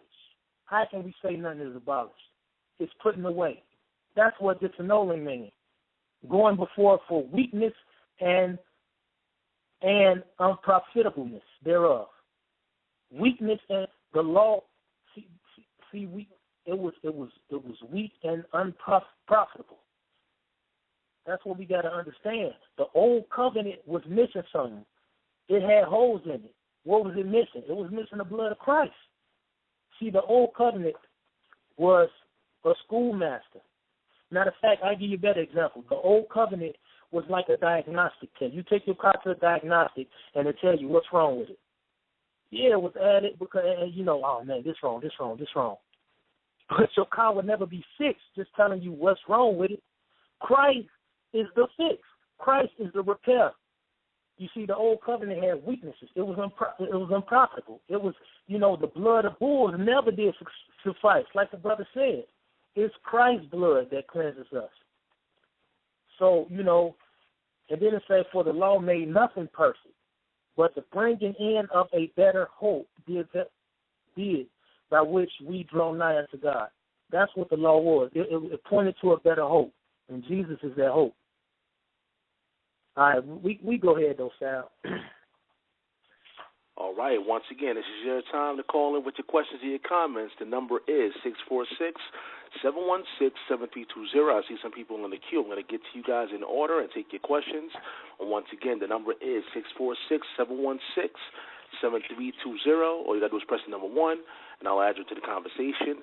For those people that just first-time listeners of the show, or people that just probably recently started following Debate Talk for You, I did a show, actually. I had a debate on the show for Season 2 called Saved by Law or by Grace, Part 1 and 2. And it's pertaining to some of the topics that's being brought up to this particular show. So, once again, if you go to the archive section at www.blogtalkradio.com/Debate Talk for You, look for the show Saved by Law or by Grace. I believe Brother LeVar Maven and the G-Man debated that particular topic, and it was a very good show. And like a lot of the information that's being brought out right now was discussed in that particular show. So make sure you check that out. So let's go to the people. Let's see what they got to say. Okay, go to the first person here, 773-414. You're live on Debate Talk for You. Hello, have you heard? Yeah, hello. What's up, Sal? It's Bleedo. What's up, Cell Block? It's Bleedo. Listening in. What's up, Bleedo? What's good, bro? How you feeling, man? Oh, good, man. I told you it was gonna be tough then. Basically, what I wanted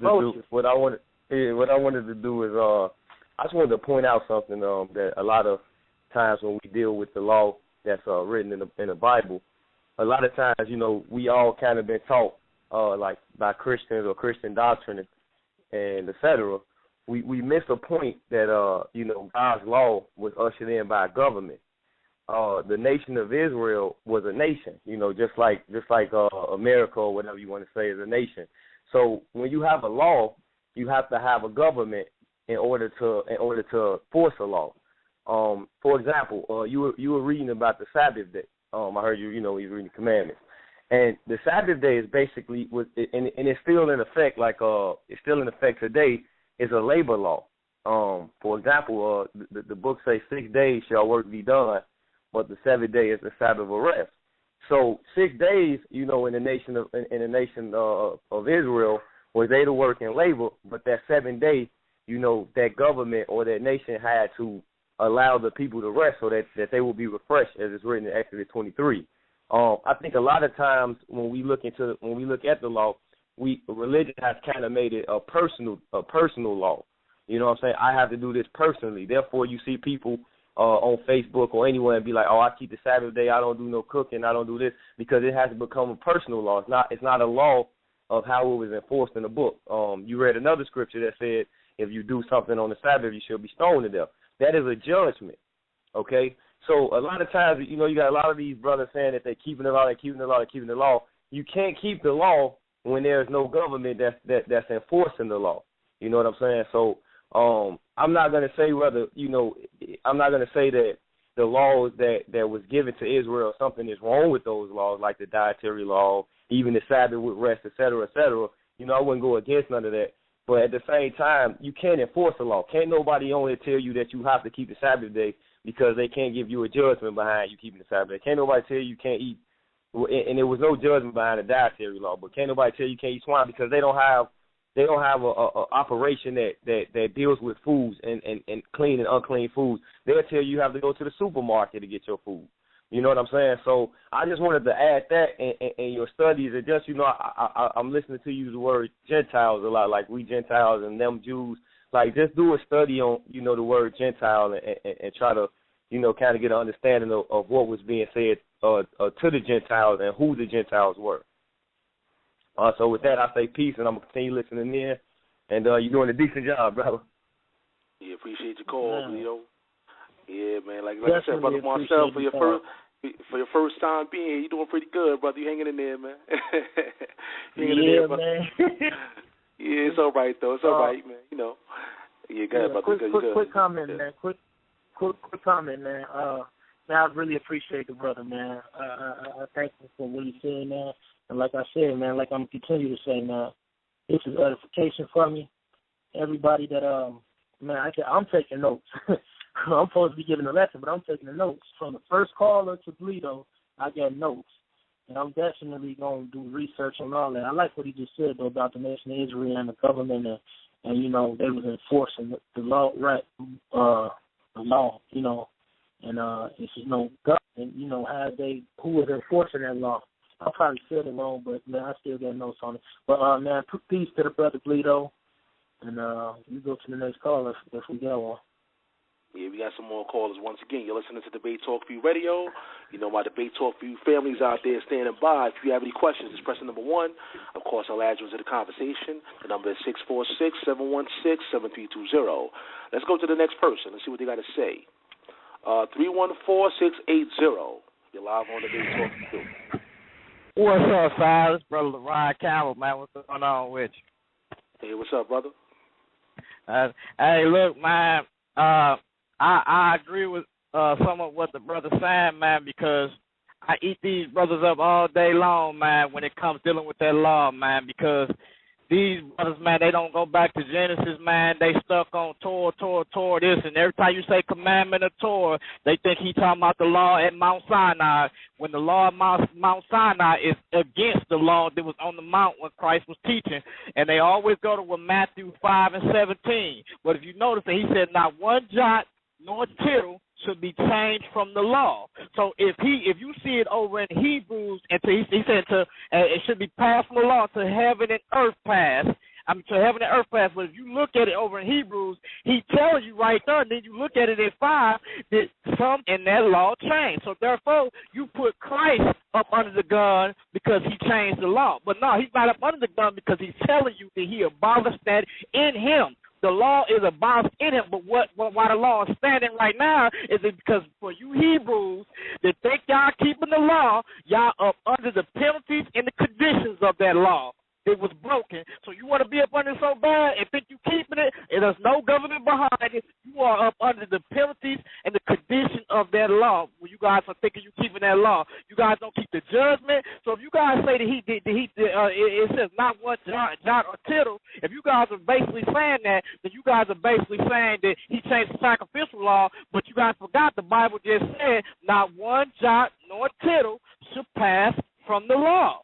So if that's passed and then the judgment passed, that should let you know that that law was fulfilled in Christ. And Christ was not preaching the law. He was fulfilling the law. He was fulfilling it, and he was preaching the kingdom of God. The kingdom of God and the law are two different things, totally different things. Amen. Abraham did not have the law because we did, and Adam had the law. They committed incest. They descended committed incest to bring about what was now. The law was 430 years after the promise, letting you know right then and there they did not have the law. Then they want to go to where Abraham kept the statutes and law and the commandments. No, that's not talking about the Torah. That's talking about the instructions God told. Get thee away from my kindred. Different things God told Abraham 14 things. Now that's another subject, but I can name them all, but that'll take too much time. But that's what he told Abraham. That's not talking about what you guys talking about. Abraham slept with the daughter of his father, and that's in the law. He's not supposed to do that. So y'all, whoever preaching that, the Bible says that does not mix. I know y'all love that taste. It's an acquired taste, and it's good, but he said you cannot put old wine into old bottle skins. You got to put new wine into new bottle skins. I know you're trying to patch that so that old patch over them new pants is not going to work. You cannot mix that together.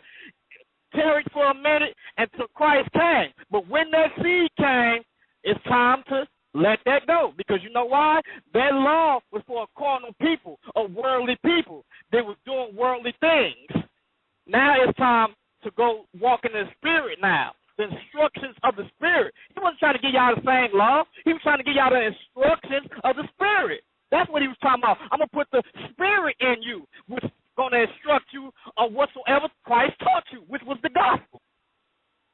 Yeah, I appreciate the call, Brother LeBron. That's my brother LeBron right there. He could talk a storm right there. That's my brother right there. I appreciate the call, though. But, guys, you got some more callers, brother. But, guys, you can reply, though. Hey, what's the brother name again, Sal? Brother LeBron. I'm going to put him back on right quick. Go ahead, LeBron. Man, my name Brother LeRon. Well, just call me LeRon, man. LeRon Campbell. I'm on Facebook, man. I'm in the group called Bust the Bible Like a Rifle. So if you want to get a hold of me, man, you get a hold of me, man. It's Bust the Bible Like a Rifle. Does spell THA. But I'm in there, man. If you can get a hold of the contact, we can break bread, brother. That's what's up, man. Appreciate you, brother. All right. Yeah, we got some more callers, though. We got more callers here. Once again, you're live on Debate Talk for you. The number is 646-716-7320. The title of this show is Should Christians Follow Torah? My special guest is Brother Marcell from Chicago, representing the non-denominational church. Do you agree with what the brother is saying? Do you disagree? Do you have any information you want to put onto the table? Call in. You know the number is 646-716-7320. All right, let's go to the people. Let's see what they got to say. 315-414. You're live on Debate Talk for you. Any questions or comments? Hey, shalom, everybody. This is Brother Ben Trey from Syracuse, Rod of Instruction. I just want to say shalom to I want to say shalom to the brother. I believe I got him on Facebook. I just got a few scriptures I want to quickly go to. I want to see what his input is. The first scripture I wanted to go to is the book of Acts. I'm just going to go by these real quick, and if you can put your input in. This is the book of Acts, chapter 13, verse 42. It says,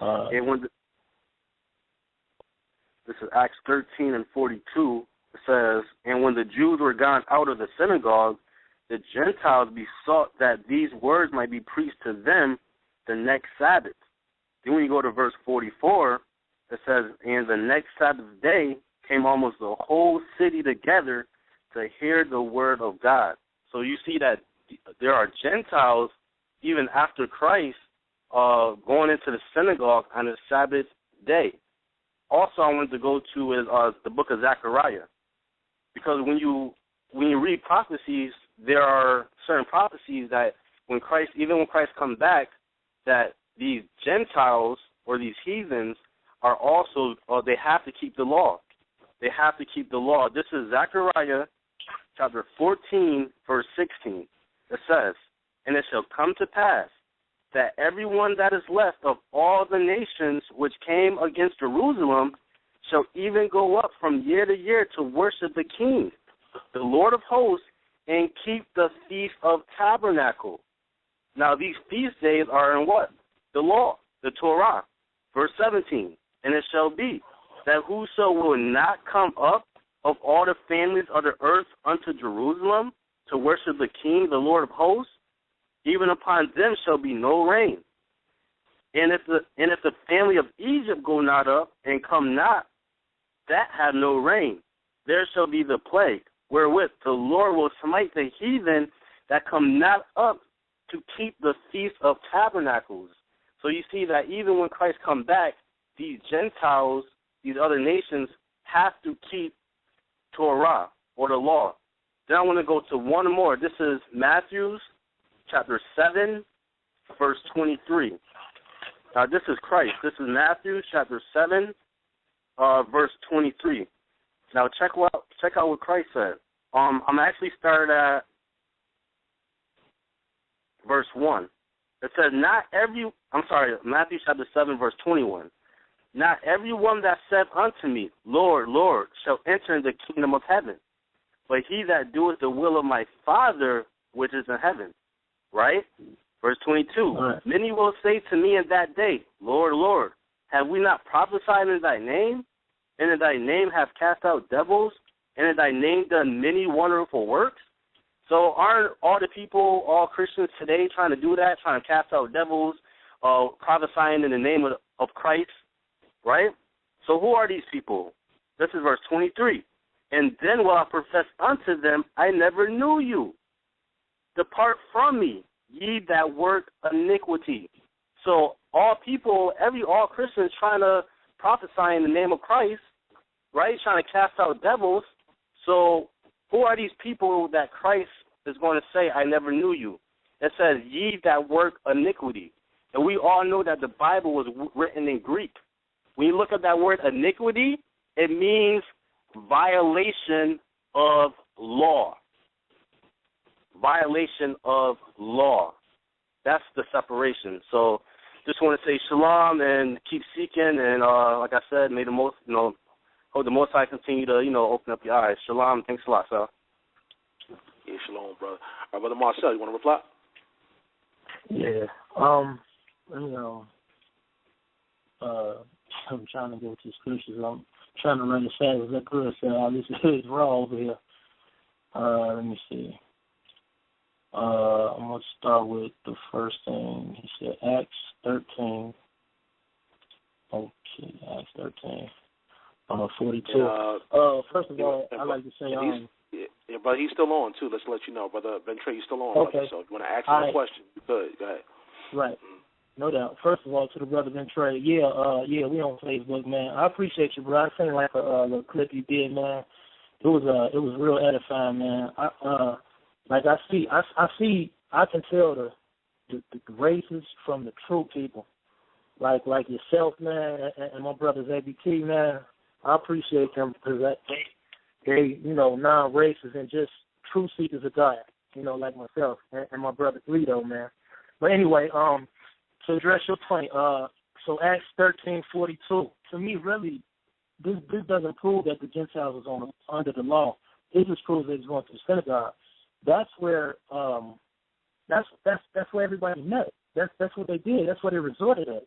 How can you hit a word unless you go to where they resorted at? So this really don't mean that they was just under the law, and it definitely don't refute what I just read in Galatians. And just like the other brother said, man, they just ran off Levon or whatever, man, he just did a better job than me. The whole thing is if the law, if I can so much prove that one thing is done away with, because it clearly states that nothing out of jot or tittle should be done away with, that should prove that we're not under Torah no more. But it's a lot of laws that we still should follow. Like you went to in Zechariah, that was the Gentiles converting. In the old covenant, you had to convert into Israel. Christ wasn't here. There was no other option. You couldn't. That's when Christ come back. You say what? That's when Christ come back in Zechariah. Oh, that was a prophecy? Mm-hmm. So do you believe that these other nations and the Jews have to follow the law when Christ come back? Yeah, when Christ comes back, but that's a different dispensation. Like when Christ comes back, he don't even I think set back up animal sacrifice or whatever. But but it's suspended now. Do you agree? That it's abolished, or we don't have to keep the law? No, I'm talking about animal sacrifice right now. No, we don't have to do animal sacrifice. This what I'm. You say what? No, I agree with you. We don't have to do animal sacrifice now. This is what I'm saying. It's different time frames. It's different dispensations for everything. Certain things that are good for now doesn't mean they were good for people later. You know, and that was my whole point. If that's and you probably got me on that, Zechariah. I have to look at it again because I didn't really catch it, but I got some notes on that. Yeah, sorry to cut you off. So are you saying nobody don't have to keep the law now, even the Jews? Listen, this is what I'm saying. The old covenant is done away with. Whatever the laws that we're supposed to keep now is what the apostles were enforcing. And what was that? The commands that the apostles. That's a whole nother lesson, bro. I will have to go through it.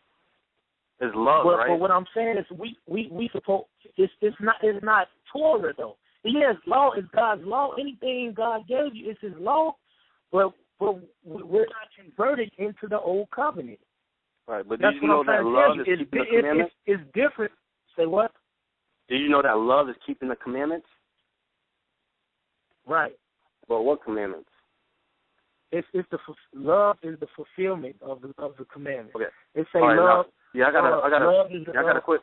So, right. I got a quick precept. This is Romans chapter 13, verse 8. This is Paul. It says, "Owe no man anything but to love one another, for he that loveth another hath fulfilled the law." Right? Check this out, verse 9. "For this thou shalt not commit adultery," but that's in the law.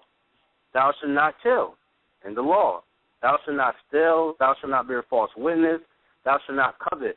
And if there be any other commandment, it is briefly comprehended in this saying, namely, thou shalt love thy neighbor as thyself." So that's love right there, not stealing from your brother, committing adultery, etc., etc. I agree, bro. Do you honestly think I'm trying to tell people to not love thy neighbor, or to it's okay to kill, it's okay to steal? But where do you get your information from? If somebody said, okay, you're supposed to love one another, where do you go to? I mean, like, where do you go to in the Bible to prove how to love each other? To prove so how to love where each I'll other? go to, I'll go to that verse in Romans 13. That's how you truly love your brethren. But those things are in the law.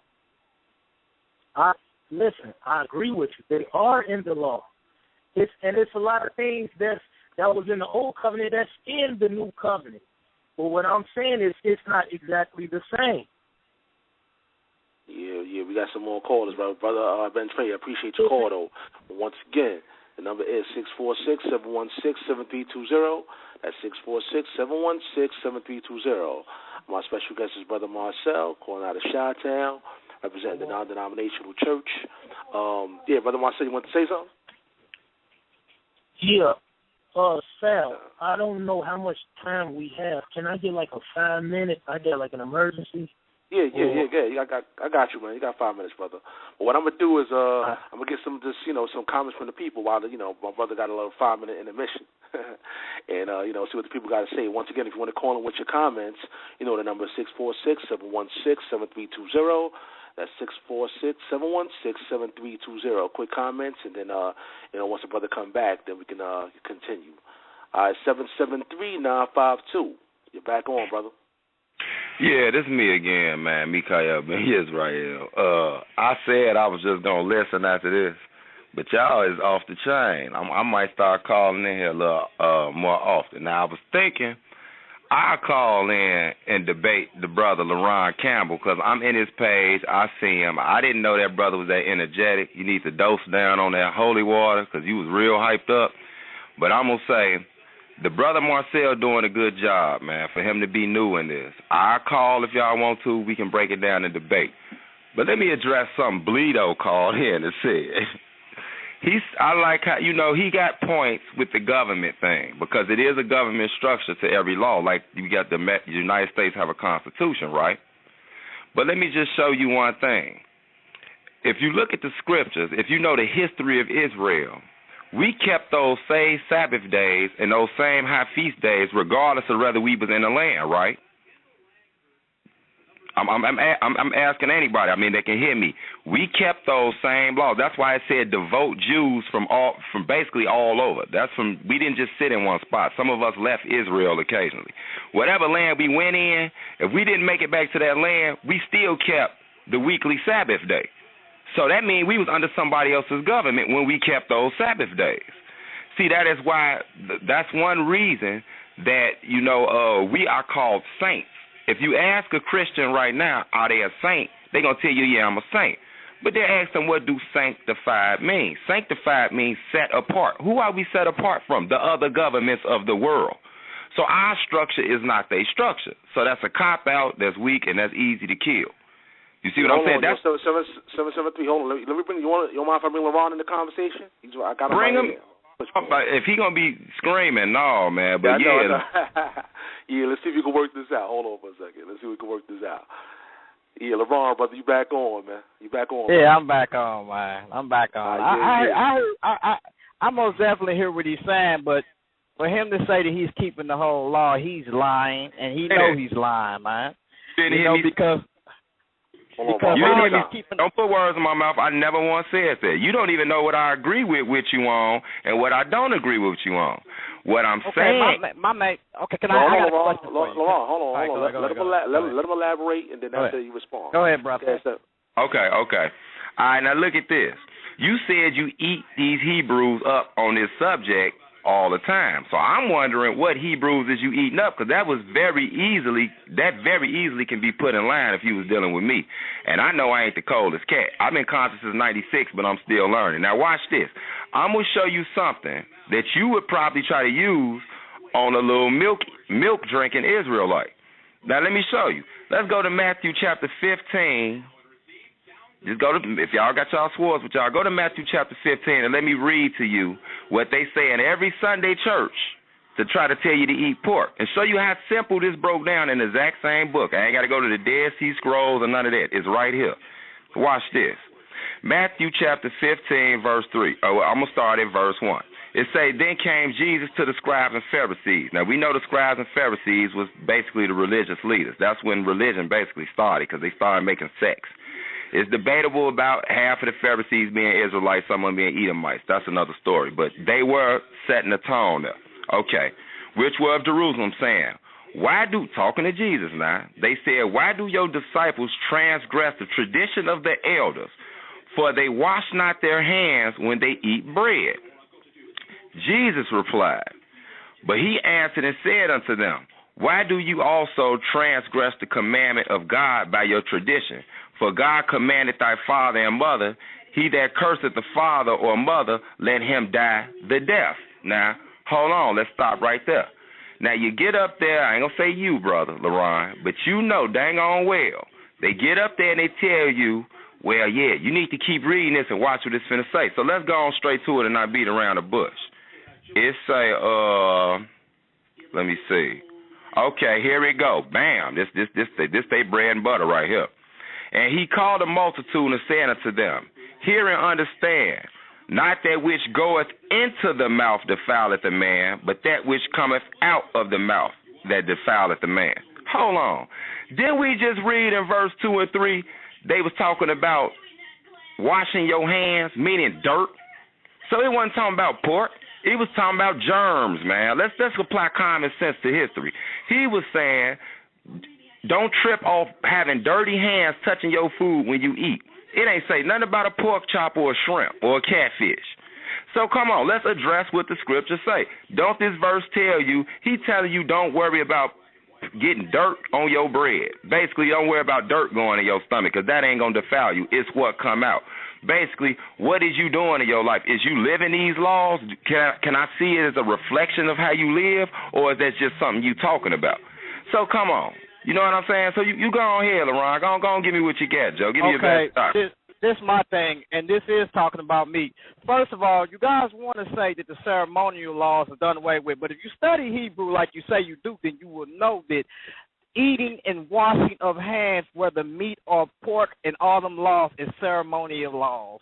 So then you guys say those are done away with, but those are ceremonial laws. Okay, let's get off of this, and I'm going to show you where he's talking about meat also, as well as eating with dirty hands. Because so go to Romans 11:11. That's where you're going to go. No, I'm going to stay exactly where you at, because that's how I get it. I'm going to stay where you at and show you where you at. Okay, now here we go. It says, verse 16, are ye also without understanding, brother? Do not ye understand that whatsoever enter into the mouth, brought into the belly, and is cast out into the draught? And watch this. He says, hold on. He says, what enters into the belly? Food. Watch this. But those things which proceed out of the mouth come forth from the heart, and they defile the man. For out of the heart proceed of evil thoughts, murders, adultery, fornication, thefts, and false witnesses, and blasphemy. Now watch this. These are the things which defile a man. But to eat without unwashed hands defile a man. But if you read up there, even it does not defile a man. If you read what he's saying, hold on, I'm going to get to it. Number one is, what is he? Number one is, when he says the stomach purges all foods, that's basically what he's saying. The stomach purges all foods, no matter what. Whatever you eat, whatever it is, it purges all foods. No, brother, that's what you said. That ain't what the verse said. Come on now, let's keep. How's that not what the verse? Let's go and see what the verse says. It's for the tape. Yeah. Hold on, Lamar. Let me bring I see Bleedo on here. Let me bring him on here too. Bring Bleedo back in. Double, baby. I can handle two of them. And I'm gonna bring Ben Trey. Ben Trey when he get in the conversation as well. You ready? Go ahead, Bleedo. Go ahead. You can say something. Go ahead. Yeah, I would have let them finish their argument, but I just wanted to point out one thing because he said something to me. So I just wanted to point out something to the brother. You said something about keeping the feast days, right? And the only thing I wanted to point out to you is the feast. What was the purpose of the feast days, and why were the feast days given? The feast days was part. The feast days was part of the original covenant, and it was also part of the new covenant. All right, let's stay on subject since you addressing me because I'm trying to do both. I can multitask, bro. I can handle both of y'all. It's all good. So look, Bleedo, I've been wanting to talk to you in person anyway. You know who this is? Yeah, Mikael with the long beard with the sword in my hand. That's me. Here we go, bro. I had to block you though because you kept bringing up the same stuff. But let me say this to you, right? Out of respect of you, because I know you believe in what you be saying. You see what I'm saying? You ain't just trying to kick up dust. You do believe what you saying, right? So, I believe it. To you. Now, you brought up earlier, the only reason I addressed you was because you brought up the government. So that was a real intelligent conversation. But you know dang on well, we wasn't part of the world government. Our government, matter of fact, we the only government that had a invisible king. To the other nations, he was imaginary until we kicked their teeth in. Am I right? Okay, well, you only got a rhetorical question, but let me get my point. Okay. Get my point. Now, it was brought up, and I know because you piggybacked on this, so that means you agree. It was brought up that the brother brought up circumcision. The brother Marcell, he brought up circumcision, right? Mm-hmm. And he said when dealing with the Gentiles, basically, Paul told them they don't have to be circumcised. Now, I'm not going to judge Paul because Paul was a legit apostle. Now, if he got political or whatever reason he said that for, that's what he said it for. But I'm going to be honest with you. If you studied the ancient Greek civilization and you study the ancient Israelite civilization, we was total polar opposites. You see what I'm saying? When he went over there, the reason he said that would be a yoke amongst their neck, meaning a law that we had to follow, us, the real Jews, the Israelites, the reason it was a yoke upon their neck was because, for one, they had to get rid of like 500 gods. And then you telling them they got to cut the foreskin off their penis? He like, oh, Lord, I got to tell these people this? Are you serious? They going to throw the Bible in the garbage. You see what I'm saying? Let's apply common sense to what's really going on. Now, with the feast in itself, it's not just part of the covenant as far as a religious action. It actually is part of what Jesus Christ has set up. Now, think about this. Why is it that we supposed to get circumcised on the 8th day? We get circumcised on the 8th day for the same reason we had an 8th day feast. Now, if you don't keep the 8th day feast, then you're not representing Jesus Christ, because think about it. You have the Passover first, which lasts for 7 days. The Passover represents the blood over the doorpost that stopped us from being killed when God got down on the governments, the other governments, right? That blood is Jesus' blood, which is the same blood we under now. That's why the new covenant is nothing really but the old covenant, but it's brought in a different way. It's not no tablets. You're right. There is no sacrificial law, and there's no judgment law. I explained earlier why we don't stone people. It's because you got to go. Yeah, hold on for a second. 773, my special guest, Marcel, is back. He's back right now. But what I'm going to do, I'm going to let Brito and I'm going to let Van Trey want to say something. I'm going to let y'all respond, and then hit me up on the Facebook, and we can set up a show behind this so we can get it all out there. Yeah. Send me an email I would like facebook@gmail.com. Yeah. I'm sorry, sir. I wouldn't mind doing a discussion, as far as like having a discussion. But what I wanted to point out real quick, I won't take that much time. What I wanted to point out real quick, as far as the feast goes, everybody that studied the feast understand, it was tied to Christ and the meanings behind them. If you study the scriptures, you understand the feast. But what I wanted to do was just read a couple of scriptures real quick that was in the feast, and I wanted to see what he had to say, but he went on a long rant. But check this out. Okay, I say on the 15th day of the same month, feast of unleavened bread to the Lord. 7 days you must eat unleavened bread. And the first day you shall have a holy convocation. You shall do no servile work therein. But you shall offer an offering made by fire unto the Lord 7 days. So we see here that they had to make an offering made by fire unto the Lord 7 days. Now, everybody that I talk to that deal with sacrifice and offering, they say, well, we no longer sacrifice. We don't have to sacrifice for sin anymore. We don't have to do this and that. And it's in the scriptures. Well, when you say you keeping the feast days, nowhere in the scriptures is you going to read that you keep the feast days by coming together, eating macaroni and cheese and mashed potatoes, et cetera, et cetera. You know what I'm saying? You're not going to read that in the scriptures. In the scriptures, when you deal with the feast days, it always dealt with an offering. So for a person to say that they are still keeping the feast days, you're not keeping the feast days the way that it's written in the Bible. You're keeping the feast days the way that you were taught through tradition by an elder who was taught by another elder. So that's the only point I wanted to bring out when he said that I said something about a government and they were keeping feasts. Only way you're keeping feasts is by the way that it's written. If you're not keeping it the way that it's written, then you're not keeping the feast. So I just wanted to say that, and if you want to, if you have a discussion show, or, I'll definitely be interested to get on and talk about a few things like that. Yeah, definitely. Once again, if you would like to, be a part of the show, to send me an email at debatetalkforyou@gmail.com, or, go to the Facebook page, Sal Showtime, or www.facebook.com/debatetalkforyou. We can set this up, have a great discussion. Ben Trent, I know you wanted to say something. Go ahead, brother. Yeah, I just wanted to say something really quick about Matthew chapter 15. That had nothing to do with pork chops, shrimp, or unclean foods, because Christ was talking scribes and Pharisees. These are people who kept Torah, basically taught Torah 100%. So he was not talking about unclean foods. So the brother went to verse 17, because it says, whatsoever enter into your mouth or belly, is it not cast out into the drought? So you try to take that word whatsoever, but these are people who kept the law. It had nothing to do with unclean food at all when you read it in context, at all. And I do agree, some with Brother Brito when they said about, the government and feast days, because you can't keep the feast days 100%. You cannot keep the feast days 100% because there were certain things like the sacrificial law, things of that nature you had to do in order to keep the feast 100%. So that's all I really had to say. I appreciate your comment, brother. Brother Marcell, you back? Yeah, I'm back, Sal. Can you hear me? Yeah, I got you, brother. We had like a little conference here before you when you left, brother, but it was pretty good, man. Yeah, so we got some more people here, man. You want to take some more questions, or? Yeah. How much time we got? Because I am dealing with a situation, Sal. I'm just trying not to, it's cool, man. You know what? I mean, if you got to go, brother, we can set up something else, man. Bring you back on, brother. If you got to go, it's no problem, man. I kind of do. I wish y'all could keep it going, though, man. I don't want the brothers. When I just told them, the brothers was, they had some heat going. Yeah, it's cool, man. I mean, if you can, let me know, brother. We can set things up, and I got to take a few more, comments from the listening audience, and we can set another show up, brother. If you got to do something, it's no problem, brother.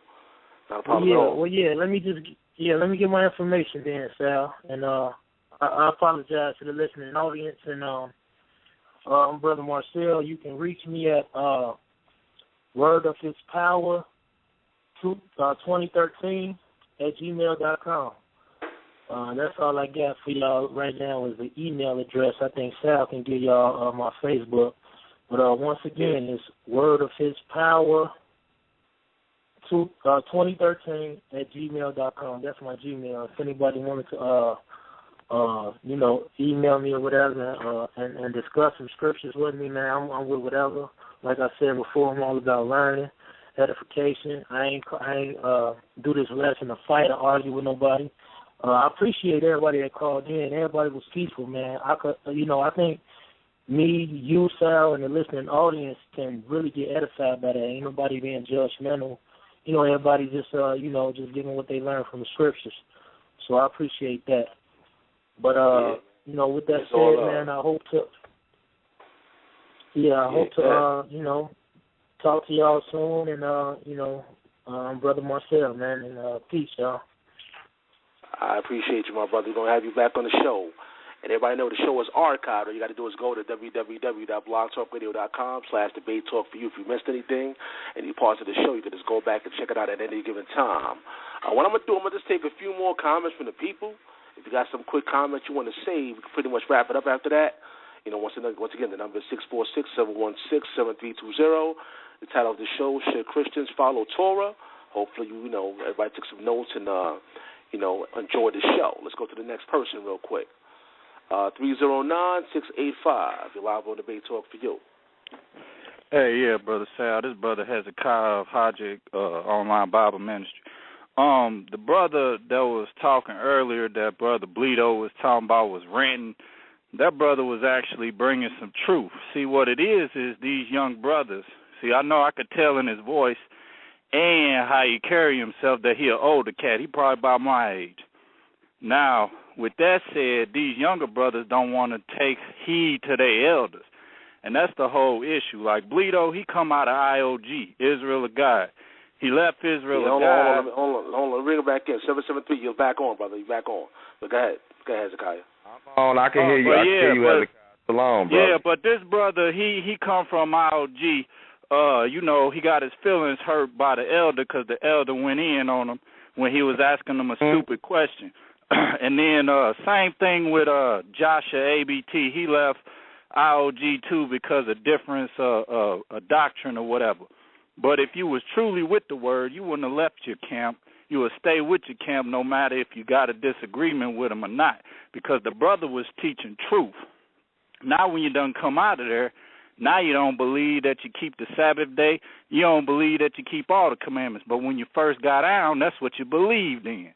And this brother Marcell, he just a young brother, and he is taking information from him. He's carried with every wind of doctrine, because he's taking information from Bleedo, LaRon, all them people on Facebook.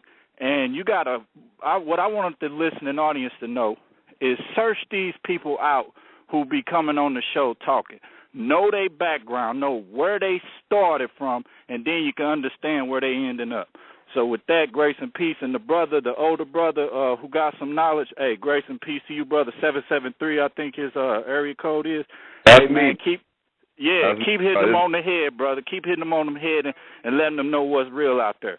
So I with that, brother. I definitely will. Shalom, shalom to you, Yisrael. This Mikael, man. I see you, Hezekiah. I know who you is, bro. All right, bro. All right, Mikael. I'll be talk to you probably on Facebook or something. All right, bro.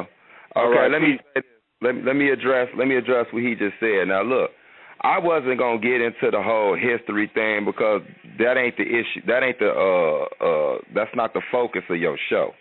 I didn't come on here for that, but the brother telling the truth. I know what he's talking about. It's a lot of brothers that get kicked out of camps, and they got beef against the teachers of the camps, so they figure, one, all the people that's still in them camps went through the same problems they did, or they figure we zombies or something. Well, let me give you a quick rundown on me, and the only reason I'm giving you this is so if you want to ever invite me, I will come back and I will debate or we'll edify with anybody you want to. You just let me know ahead of time, okay, brother? So let me say this. I started at the IOG in 1995. In between them times, I went through my thing where I even had a problem with the name Jesus. So I went to other camps. I got more into the Hebrew. That's how I learned Hebrew. That's how I learned a lot of things. But I wound up right back at the IOG because what I found out is a lot of these cats look the part as far as the nationality-wise, but their spirit ain't right. They ain't keeping none of the feast days like he said. They ain't keeping none of the Sabbath days because they want to find excuses being that we under captivity. Now, let me address something Bleedo said. He said, well, we not setting up sacrifices to fire no more.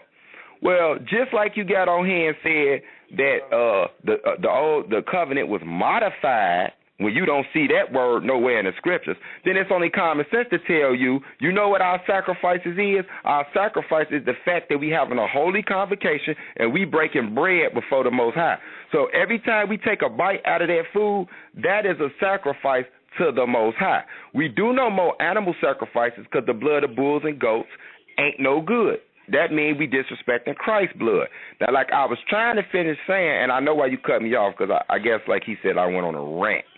But no, really, I just want to let everybody know the whole it has nothing to do with, you know what I'm saying, we doing it for traditions. We doing it because it represents the 8th day, which is the day of the Lord, the 1,000 years of peace. That's why you get circumcised on the 8th day. Now, the fact that we in captivity, a lot of people don't get circumcised on the 8th day, but they still get circumcised, don't they?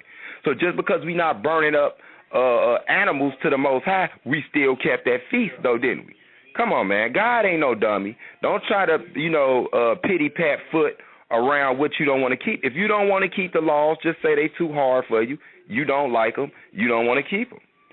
Just keep it real. But the truth is, what sets, we're going to use Jesus. I ain't even bring up the nation of Israel no more. If you a disciple of Jesus Christ, what make you different than everybody in the rest of the world is you carry yourself different. Why do you carry yourself different? Because you have laws and statutes that you follow. You see what I'm saying? It separates you from everybody else because every other nation didn't have no laws like that. They can do sodomy. They can do homosexual activity. They can eat all type of foul beasts. We couldn't do that. And for us to say, well, Christ died for us to become straight-up Vikings, that's bogus, and that's a slap in his face. And these same people that's telling these young cats that's trying to get in the truth, they turn right back around behind that and say, well, I ain't saying, Chris, we ain't got no law. You did just say that, because the only law exists is transgression of the law. That's the only sin that exists, brother. You can't make up no sins. What we going to say is sin next? Walking around with one sock on? You know what I'm saying? Something stupid like that? Come on now. That's what I'm saying. If y'all want to get me on here, I'll come on here anytime. Look me up, bro. I will come on here, but I ain't going to be on here. We're going to break that book down. We ain't going to be on here hollering at each other. That's all I got to say. Shalom Aleichem. Yeah, I got you, brother. I definitely got you. Let's go to Salman. Salman, you live on the Debate Talk for you. Yeah, shalom. I just had a couple of things I wanted to say. First off, I wanted to say to the listening audience, if there's a big listening audience, that if you find out your pastor or your elder is teaching contrary to the Word of God, please leave that church. Even if you've been in there for 5 years, 10 years, 6 months, if you find out he is teaching contrary to the Word of God, and you understand that he's preaching contrary and he don't want to change his ways, then yes, it's okay to leave. Because brothers touched on situations where brothers was in camp personal history and all this other stuff on the radio show, and it's just off the wall crazy how brother is so obsessed with everybody else. But I wanted to touch on what Marcel said about circumcision, and this is for him when he go back and listen to the archives. This is Deuteronomy chapter 10, verse 16. He says the circumcision, if you were circumcised, you profit God nothing. And I understand that the brother is new, and I understand that he's still learning. But the circumcision of the heart was always from the beginning. The circumcision of the heart is not a New Testament concept. When Paul said, circumcise your heart, he wasn't pulling that out of nowhere. This is Deuteronomy chapter 10, verse 16. And it is, circumcise therefore the skin of your heart, and be no more stiff-necked. So this is the law, the Torah, the first 5 books of Moses, telling people to circumcise their hearts and to stop being stiff-necked. Also, I'd like to go to Jeremiah 4,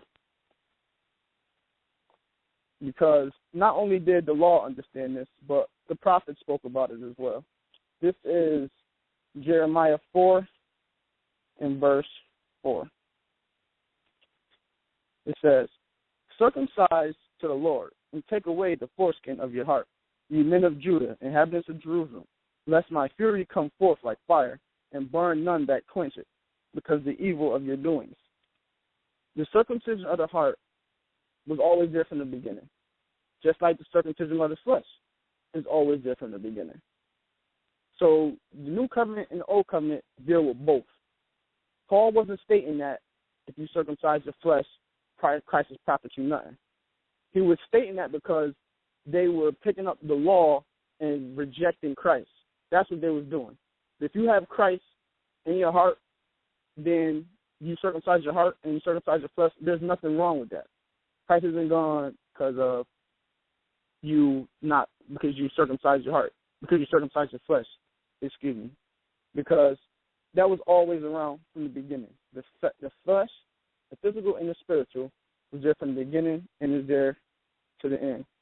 So with that, I just want to say thank you for letting me get in again. Yeah. Shalom. Shalom, brother. Appreciate you.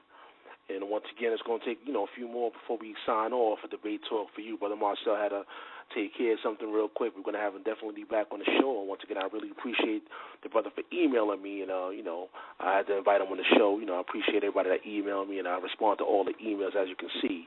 So once again, the email is debatetalkforyou@gmail.com. Let's go to another person. 314-680. You're live on Debate Talk for You. Yeah, basically, Sal, man. I heard what dude's saying, man, but once again, I'm going to show you that before the law was, man was doing things by nature contained in the law. Well, how was they doing things by nature contained in the law? Well, look what tree they ate from. The knowledge of good and evil. So these guys had the knowledge of good. See, they missed these things. These things are simple. So in other words, he says, Romans 2:14. For when the Gentiles, which have not the law, do by nature the things contained in the law, these having not the law are a law unto themselves. Do by nature the things contained in the law. In other words, I know that I shouldn't be killing nobody. People know that they shouldn't be committing homosexual acts because nature don't agree with that. Paul said that over in Romans chapter 1 when he said that God gave them over to do those things they was doing that was not according to nature. So these are things that they did that the tree of knowledge would tell you that they seared their conscience. So let's read on. He says, having not the law or a law unto themselves, which showed the work of the law written in their hearts, their conscience. Well, what is the tree of knowledge? Self-consciousness. In other words, man became self-conscious from God conscience. That's what happened. So when that man decided not to obey their self-consciousness, that's when God became with promise, and then law came. And what is law? In other words, since you seared your conscience and you don't want to obey your conscience, now I'm going to place a written law before you. So when you're doing 65, there's a written law speed limit in front of you says that, oh, he's doing 65, he's guilty. But from the get-go, Adam and Eve, if they would not ate from that tree, it would never been no in law. So it would never been no necessity for that law. So when we talk about instructions, yeah, when we talked about what God, see, the whole law thing within itself is instructions. In other words, just because you see the law at Mount Sinai, don't mean he's talking about his other instructions. Because Adam had instructions. You couldn't tell Adam, don't eat from the, don't obey your mother and father. Who was his mother and father? You can't tell nobody in heaven, don't steal up here, because why? Because he say lay not up things on earth for you, because lay not treasures up on earth where people can steal it, but lay your treasures up in heaven where nobody steals it, because that law doesn't apply to heaven.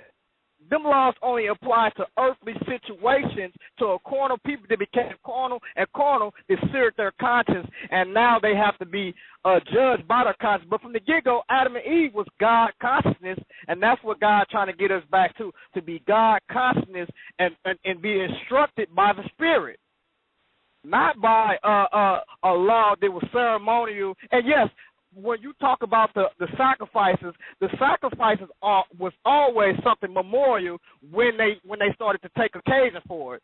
It was always. Yeah, Brother LeBron. Yeah, man, running out of time, my brother. But like I said, man, send me an email at Debate Talk for you. Everybody that we had this conversation, Bleedo, other brothers, just send me an email so we can set this thing up, have a great conversation live on the show, and get it all out there, put it on the table. It sounds pretty interesting, and I'm pretty sure that people would like to hear, all the information that you guys are going to put on the table. So.